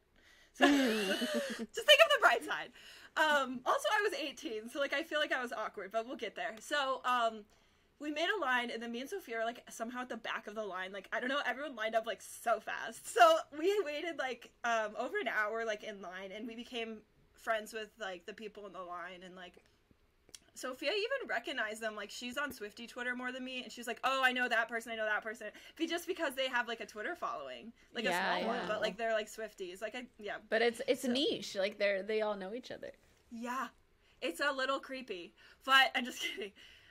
Okay, so we met Andrea. She was, like, once you get to the front of the line, she takes a Polaroid with us, and she's, like, so calm and collected, and then all of a sudden I'm like, it's like she's my mother, like, just like, it's so okay. For everyone like, who doesn't know, that's Taylor's mom, right? Yeah, Taylor's mom, Andrea Swift. She's like, how old are you? Are you in school? And then she's like, are you registered to vote? And we're like, yes,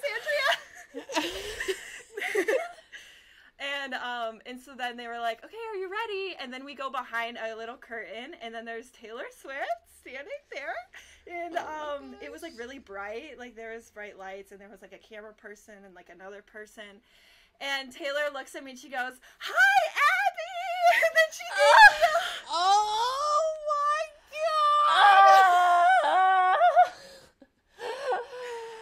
my god! Abby, I can't... Okay, I can see her. Me. Oh, Natasha can see me, okay. Oh, wait. Katie says I feel like we're learning government secrets. Okay. Taylor knew your name!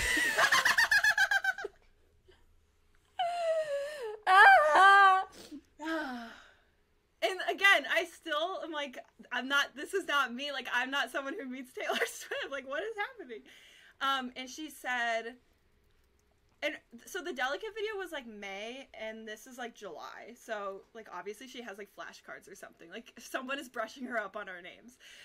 No, it's like, did you ever watch Veep when they're just like behind her being like, this is yes, it's just like that for me. Oh my god. I have no problem with it. It's the thought that counts. Like, no, I don't want yeah. her to remember who I am. She has more important things to do. So, she said, we loved your video. Like, and I was like, oh my god. I'm like, I'm about to put that on my resume. Like, no, but, and I was like, and then I just started like blabbering, and like, if anyone knows me, like, I can talk a lot, especially when I'm nervous. I literally probably interrupted Taylor Swift like 3 times. So like, I spent the next like 2 years after this meet and greet just being like cringing and being embarrassed. I think now, like, did you black out? Like, do you remember what she said? No, I remember. I have it all like documented. Like, she wrote it down right after. Like, we wrote it down. We made a story time. So there's multiple conversation topics. They're not that exciting. First thing was she said, I loved your video, and I was like, oh my god, like, the ending got cut off, because the ending, like, stops when I'm mid-sentence, and I had to upload the last minute, and I don't know how that freaking happened. So anyways, I was just, like, the first thing I said was, like, Taylor, I'm so embarrassed that I messed up that video, and she was like, oh my gosh, like, I always have to, like, record my Instagram stories, like, and I'm talking too fast, and then I'm talking too slow, and then I have to start a new one, and then I have to start a new one. And I was like, and then she was like, sorry, that's so boring. You don't want to hear me talk about that. And I was like, Taylor Swift, like, tell me more about your Instagram stories. You can talk about anything you want right now.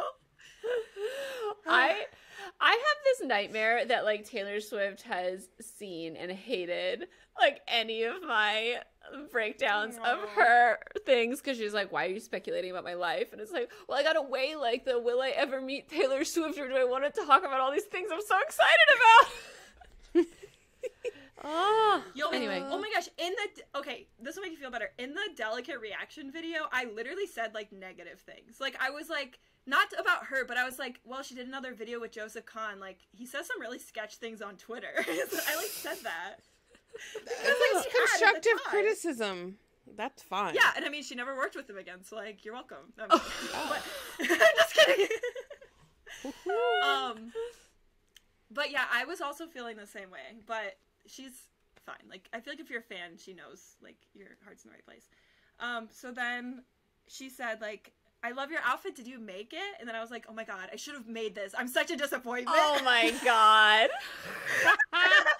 I should have made this. Natasha's like, I could do it. I am making all of our outfits for when we go. I am so excited. I am so excited to see this. I was like, no, this is a dance costume, and she's like, oh, you're a dancer, and I was like, no, I'm not I'm not doing a dancer. And Taylor Swift was like, oh, no, me either. Like, I wouldn't consider myself a dancer. And I'm like, no, like, you're so good at dancing. Oh my god, Abby.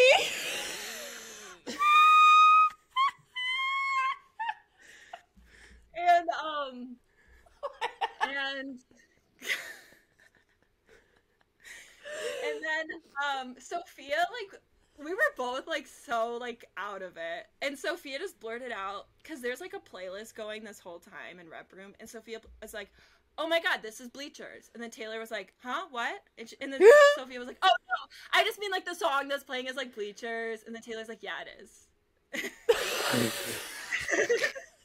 That was not that exciting. But then it was like, because, like, I'm always a friend who talks too much, so I was like, oh my god, I'm gonna take up this whole thing. So I was like, Sophia's a songwriter, like, Sophia writes music. And then that was so cool, because then Sophia was like, yeah, like, I learned guitar because I wanted to be just like you, and, like, now I'm, like, a singer-songwriter. Me too. Oh, that's beautiful. So that was, like, incredible.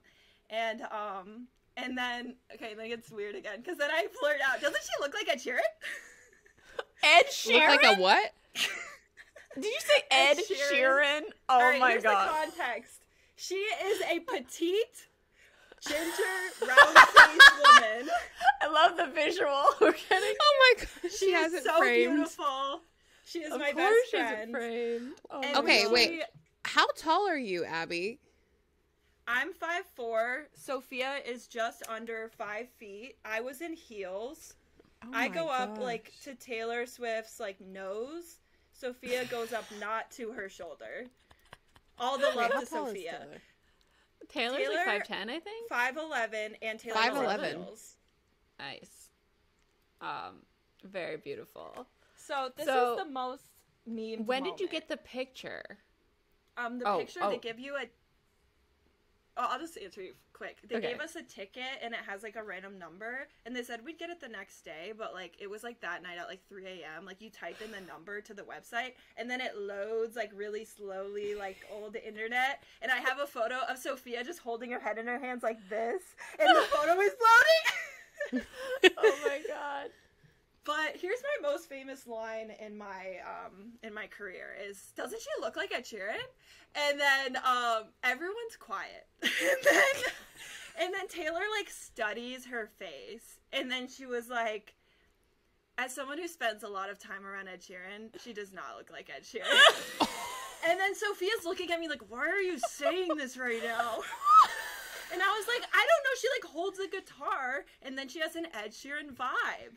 And then my God. Taylor stood up for her. She was like, she does not look like Ed Sheeran. Oh. And then I was like, why did I say that? But anyways, so that was funny. And then we just said a few other random things. And then they give you a signed print that's like the Reputation cover. And she signed it. She didn't sign it like there. Beautiful. They like hand it to you. Oh, it was pre-signed. And then... we hugged her many times, and I was like, I can't believe this is real. I can't believe this is real. Like, I kept saying that. And then we took a photo. Oh, okay, last thing. When they took the photo, Sophia was like, I'm sorry I'm throwing her under the bus, but Sophia, if I know you're listening, this was so cute, and it was funny. She was like, Sophia says, oh no, I want to be on the left side. And then she like moves, and then she's like, no, this is the left side. And so then we had this little musical chairs thing, and then Taylor goes like, okay, you guys like pick your side. And it was so funny. It's like both of us had like spent so long like I remember Sophia told me like a week before, like, I have to be on Taylor's left. And so like, oh my gosh. Like, very serious. And then after we met her, I was like, did you feel her head leaning on your side? And she's like, no. And I was like, maybe she didn't tilt her head. Like, her head had to have tilted one way. She always does that. And then when the picture loaded and Taylor tilts her head on my side, I was, like, gasping. Also, okay, wait. I love this part because we leave and we're trying to describe everything to our friends and family and Twitter, like, immediately. And Sophia said, Taylor's wearing a light gray dress. I said, no, Taylor's wearing a white dress. And we were arguing for hours. Oh, my God. This is some, like, eyewitness science here. The photo comes out, and she's obviously wearing a black dress. I know, I was like, did I miss that was not a black dress?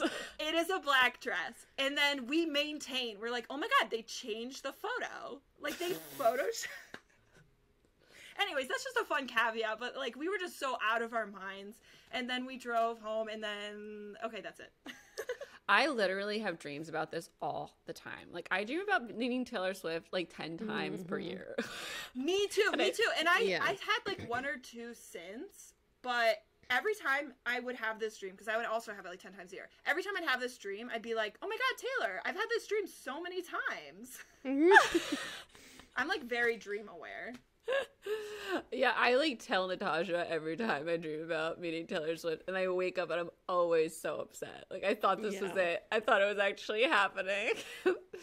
How do you meet her? Is it different every time? So this latest one, I was, for some reason, back in my New Jersey high school at midnight, and Taylor Swift came in and she's like, Christine, come with me. And I was like, oh, that's scary. And she was like, she had her bus outside, and she's like, do you want to come on the tour bus? We're going somewhere. And I was like, yeah. And I was like, how did you find me? And she was like, oh, we broke into your house and we found your notebook with all your notes on the album. And I was like, just like, oh, that's normal. And I was like, oh my God, you saw my notes? Yeah, I did a really extensive breakdown. And this was right before the Super Bowl, so we ended up like at the Super Bowl, and she was like, "Oh, do you want to call a friend?" Because my best friend from high school is also a huge fan of Taylor Swift. I was like, "Yeah," but every time I looked down to dial her number, I blacked out, and I was like, "Oh, I just must be too excited to remember her number." Like Taylor, I can't remember it. My mom had a dream once that she met Taylor Swift, and she was trying to explain to her. She's like, "My daughter Abby is such a big fan, but she couldn't think of my screen name." She's like, "You have to see her Instagram.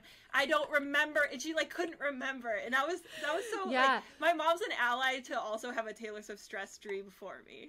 Yeah. It's so like I've had dreams that we've invited Taylor and Joe over for Thanksgiving in New Jersey because she needed someplace to go. Like I've had so many. And this one, she was performing at the Super Bowl as a surprise, and I was there, and I was like, she was about to go on stage, and then I woke up. And I was like, oh my God, I didn't even get a picture. But it wasn't real. So, yeah.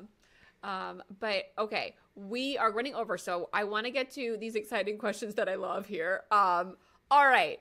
So if you were to get a Taylor Swift line tattooed on your forearm, and which lyric would you get? Natasha, you want to kick us off? I don't know why I was like, I want to put "fuck the patriarchy" on my forearm. But I would have to hide it all the time. No one would think that's a Taylor Swift lyric. I know, that's the thing. But it's like, that's how I know that is from Taylor. Okay, so that's the first thing that came to mind. And then I was like, oh, I should put "Wildest Dreams" because that's like my favorite song. And like it's so cute and effortless. And then from Ivy, "Tarnished but So Grand," which nice. I feel like relates. You could do a little like an Ivy, like a leaf thing with that. Mm-hmm. Nice.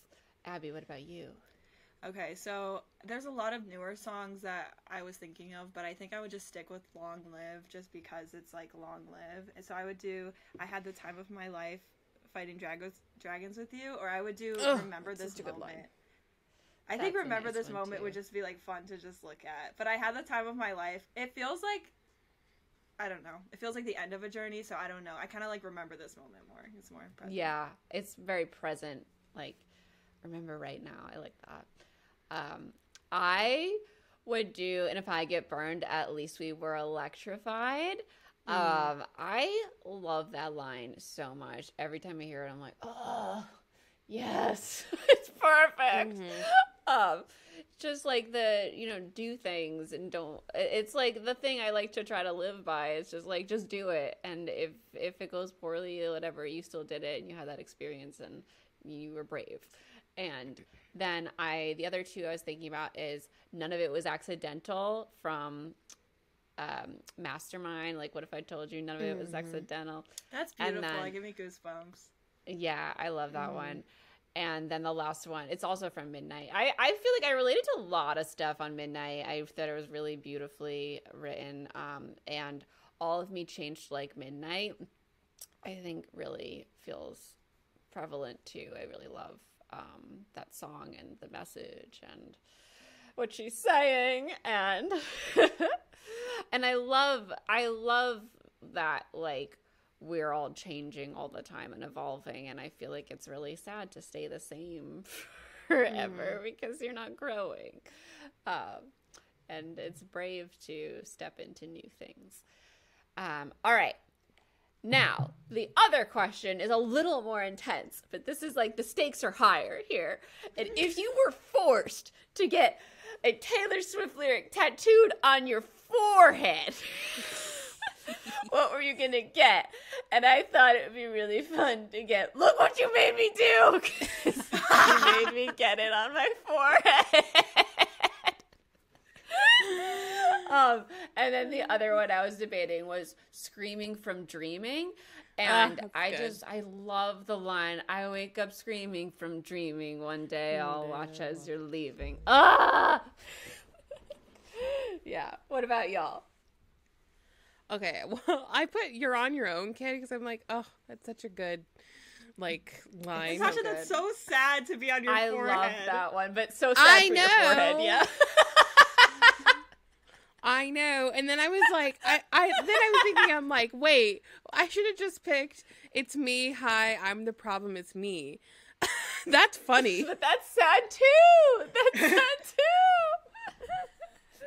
Like, if you walked up to me and you saw Screaming from Dreaming, what would you think? I would think someone help her. Yeah. Like, if I walked up to Natasha with, like, you're on your own, I'd be like, oh my gosh, do you need help? Are you okay? Listen, if we put anything on our forehead, we're gonna think we need help.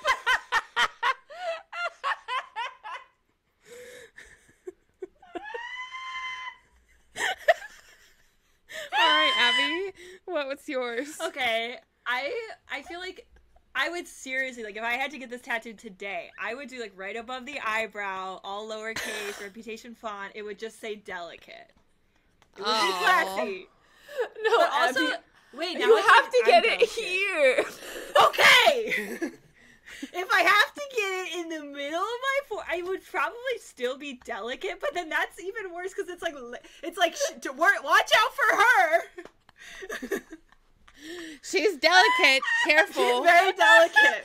It's like, wow, she's so delicate. She felt the need to get delicate tattooed on her forehead. Caution. As a warning sign. Yep.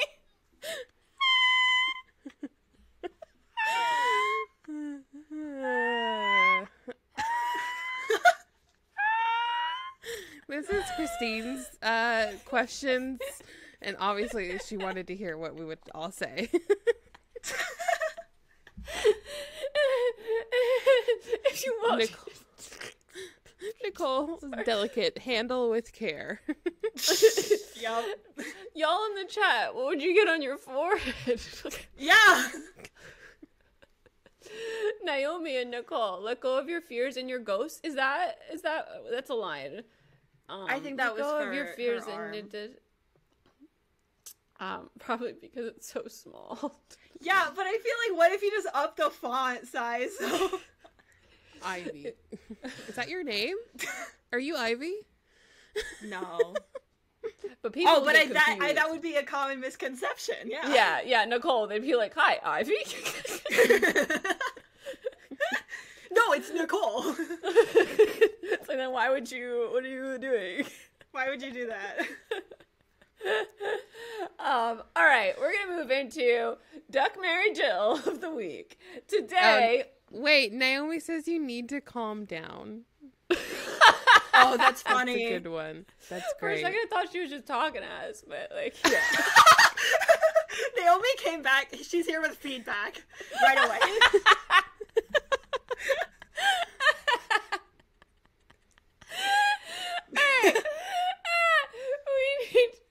Naomi would get you need to calm down. That, I mean, that would be a message to everyone. We're gonna move into Mary Kiss Clap.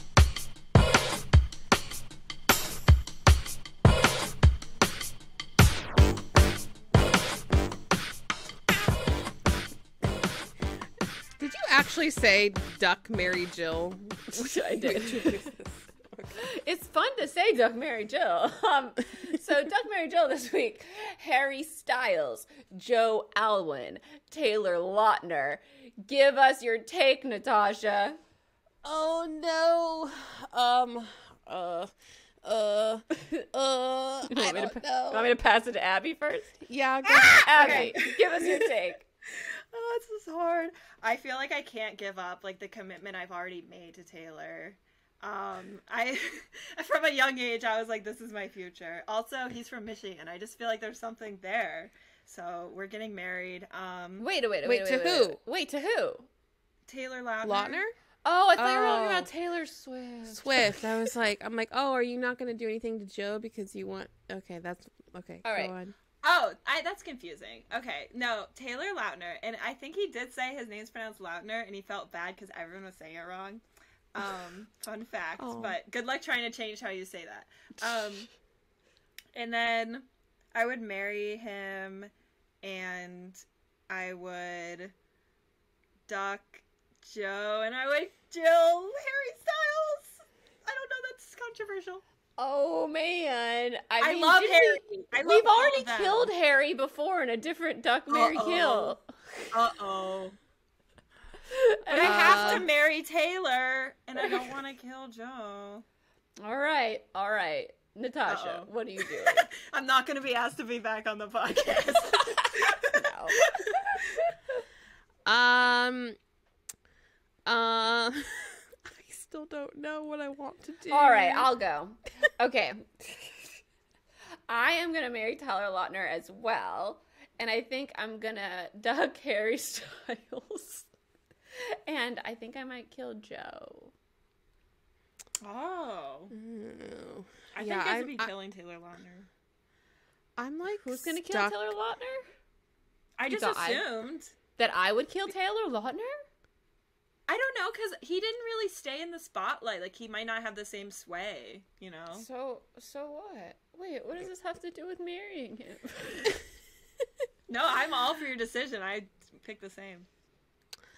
I don't know. Here's the thing. Okay, so I know I'm definitely gonna probably fuck Harry Styles because I don't want to marry him.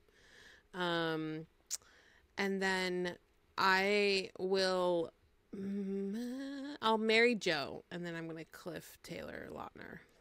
Wow, Taylor Lautner's I know. I was so precious. I know. I'm like, oh wait, maybe I should marry him. Then I'll be in the Twilight crowd. But I don't know. I feel like I want to marry.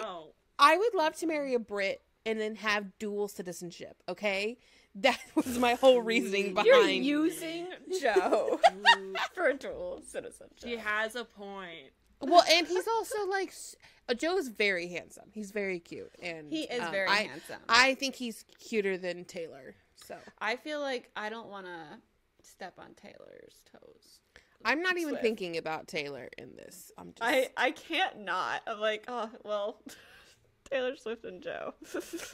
But okay, we accept your cliffing of Taylor Lautner. And we will move on to chapter chat. We are talking chapters 22 and 23 of A Court of Thorns and Roses by Sarah J Maas this week.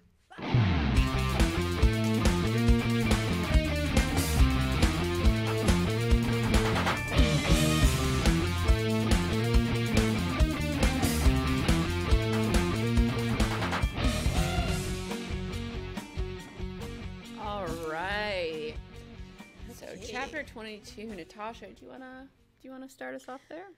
Chapter 22 is a little bit of a longer chapter. What did you think? Did you think it was I think it was actually the first really good chapter. What did you think? Yeah, definitely. So I mean, so what happens in the chapter is Feyre and so Feyre wakes up the next morning after the Colin, whatever it's called. What is it? The spring festival ceremony. Calamai. After the spring ceremony, okay, she's got bruises on her neck from the town. bite. From the bite that and she goes down for lunch, I think, at that point, and and Lucian's like, what's that on your neck? Is that a bruise? And Feyre's like, he did it. And then Tamlin's and like, he's like, I can't be held responsible. I'm like, what? Yeah, Christine called me last night and she was like, this guy, he's so abusive. I can't take it. How? Well, I don't know. Okay, this is just so annoying because I knew I didn't like this at the time, but I didn't know why. And now I'm just more conscious of like this abuse cycle that's going on. But basically, like if we equate to the magic to like drinking or, you know, some other thing that alters your mindset. But if we equate it to drinking, and so he hurt her while he was, you know, intoxicated, and then the next morning she has a bruise, and he's like, well, I couldn't hold you, you can't hold me responsible. Me and Lucien told you to stay in your room with, like, again, when he told her, he ordered her like he was some, I don't know, like her mean dad. Yeah.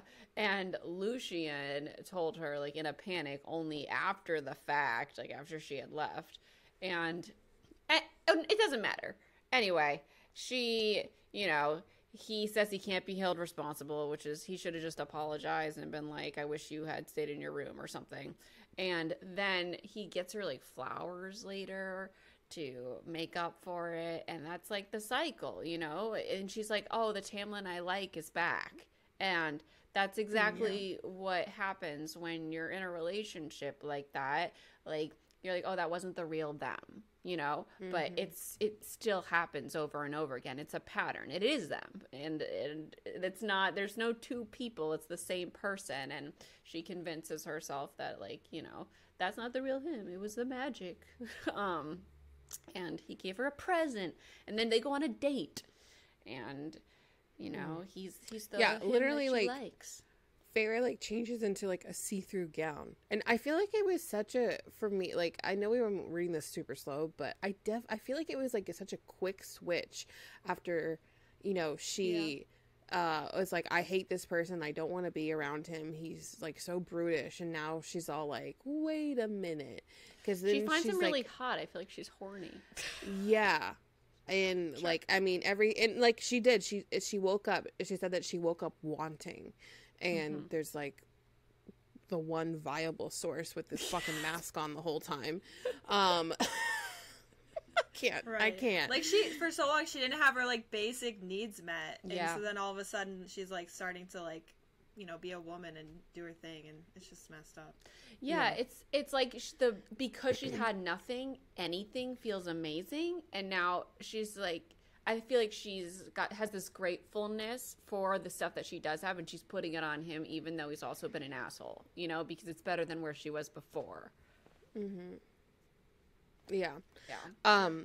So then after this, like, Beauty and the Beast date where he, like, Lucian leaves the room, and he like magics away a part of the table. She takes him and she holds his hand to like draw him out of the room, and he won't let go of her hand. And I thought, really before that though, before they leave though, can I just note that, like, it makes him sweat to make the table smaller. Oh, that's true. I totally forgot about that.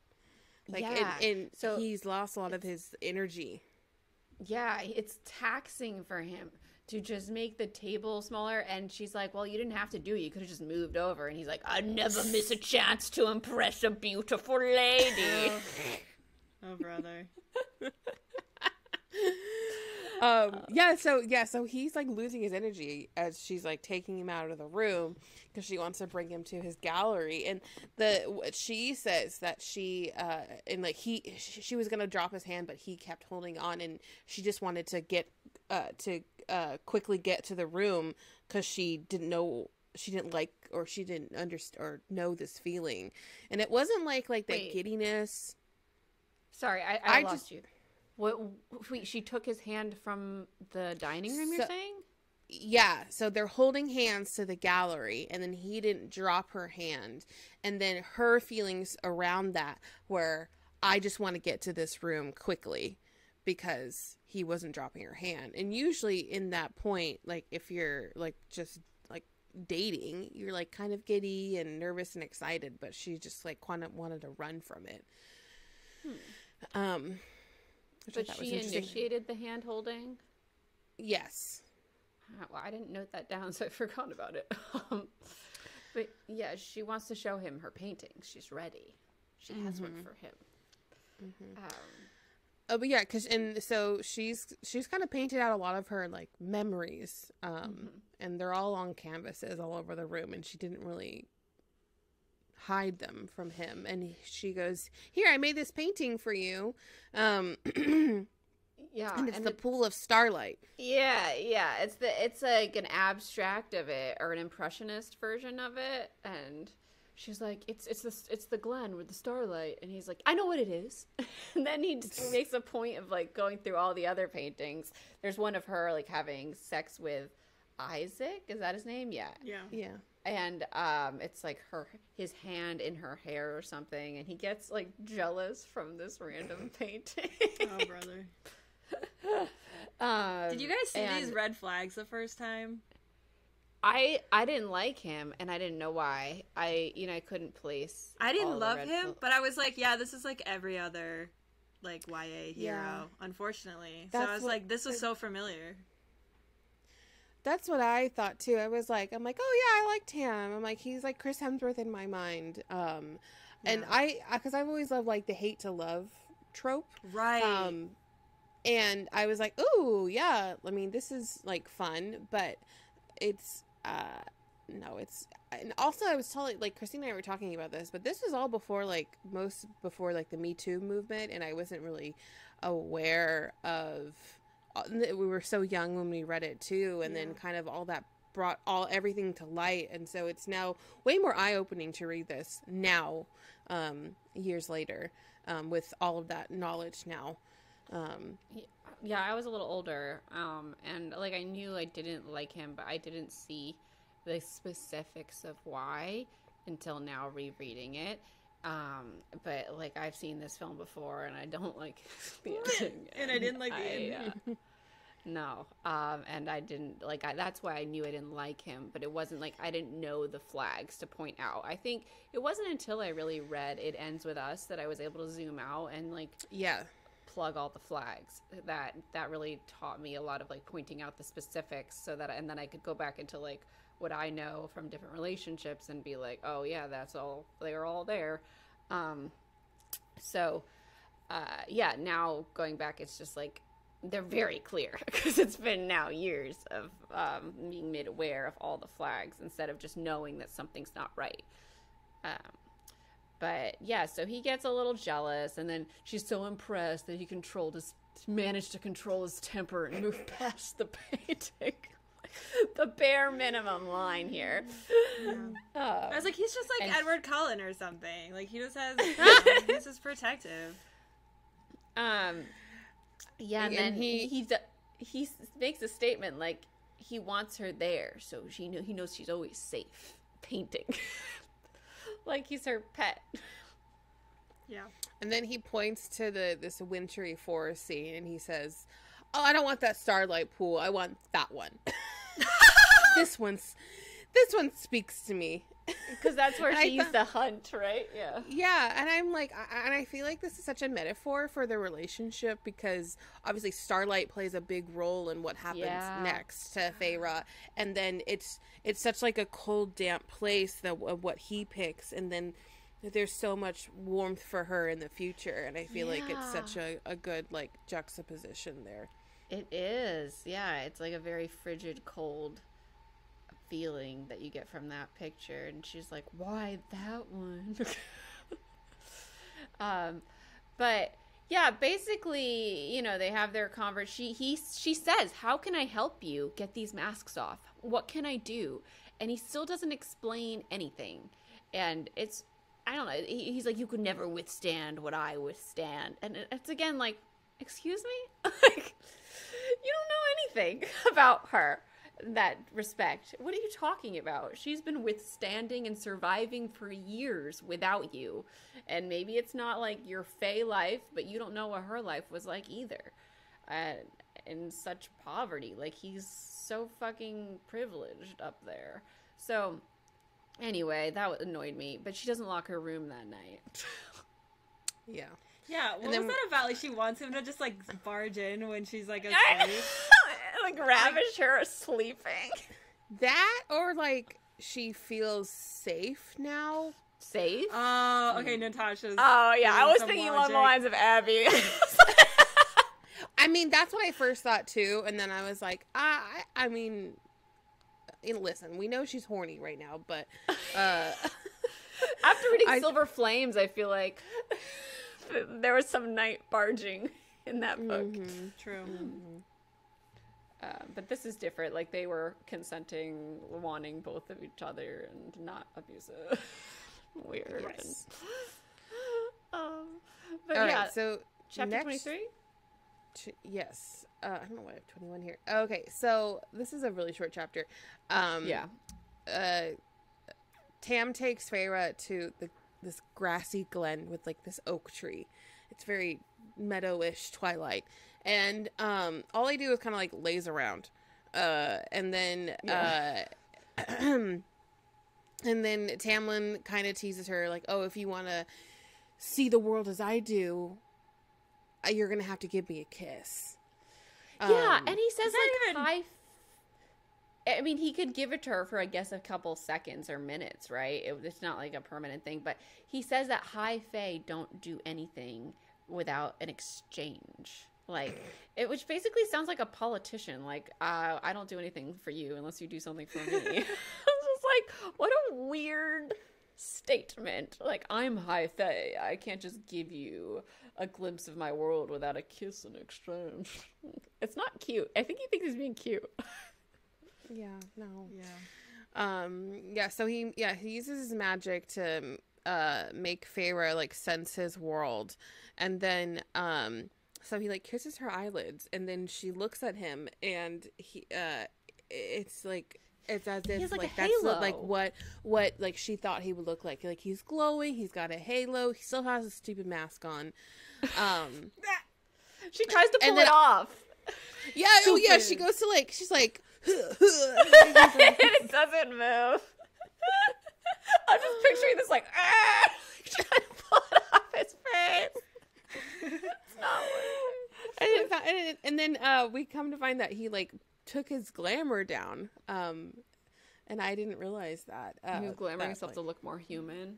Yeah, and that the glamour starts to happen when they're the one when that person is ready to become High Lord, so he couldn't really hide it from his brothers. Oh, you mean not the glamour? You mean the glowing thing starts to happen? The glowing, yes. Yeah, he starts to become like a glowing angel person, high fae, which I forgot that was a thing at all, I guess, because when everyone's high fae in the next couple books, it doesn't really pop out. Yeah. But he talks about how the tree sings to him, and she's like, don't you want to hear it and be part of my world? I was thinking it's almost like in Avatar, because like it's like you're just like bigger and you're just like a blue person. Yeah. It's like, oh, I'm one with nature, so... Yeah, the world is just grander and more connected feeling.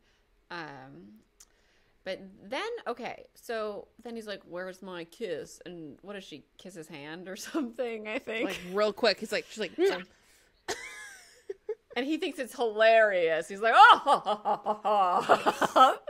And then there's this weird moment. So I don't know if she's being like, if something bad is happening, but she starts to fall asleep. And I don't know if it's because of the magic or because someone's lulling her to sleep. Because he's like, Feyre? And she's like, the nature's saying sleep.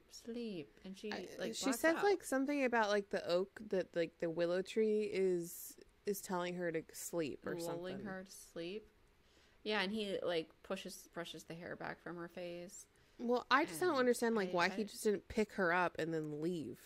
Yeah, he just lays down next to her and it was like, okay. Next to her. Yeah. Is he so going to sleep? I don't know. I don't remember when she gets taken to the mountain or how she gets taken to the mountain. So I guess it's not now. I feel like this is not like a nefarious sleep, but it felt like one to me because I hate him now. So everything that happens, I'm like, what's going on? Are you making her sleep? Because in the beginning, he knocks her out like really easily on the way to Perinthian. So I don't know. We'll see next chapter. This chapter I rated like I guess interesting. What did you rate it? It was like next chapter. What about you, Abby? The whole book is like next book.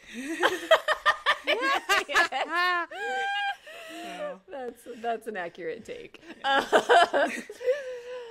All right, y'all. Well, that is our show today. Abby, thank you so much for coming on. Thank you. You were a joy. You're a joy. I loved all of that. Taylor Swift story was everything. Oh, yes. Okay. On all the feelings. And again, thank you so much for supporting the show. Thank you for like hanging out with us all the time. We love having you here. And before we end the show, want to let everybody know that, of course, we make We post episodes every Friday. Remember to follow us for free on your favorite podcast app.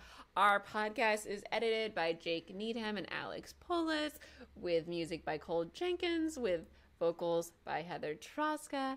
And we will see you next week. I'm Christine. I'm Natasha. Oh, I'm Abby. I don't know if I was part of that. Yeah, no, you're Abby. I am Abby. Then we'll see you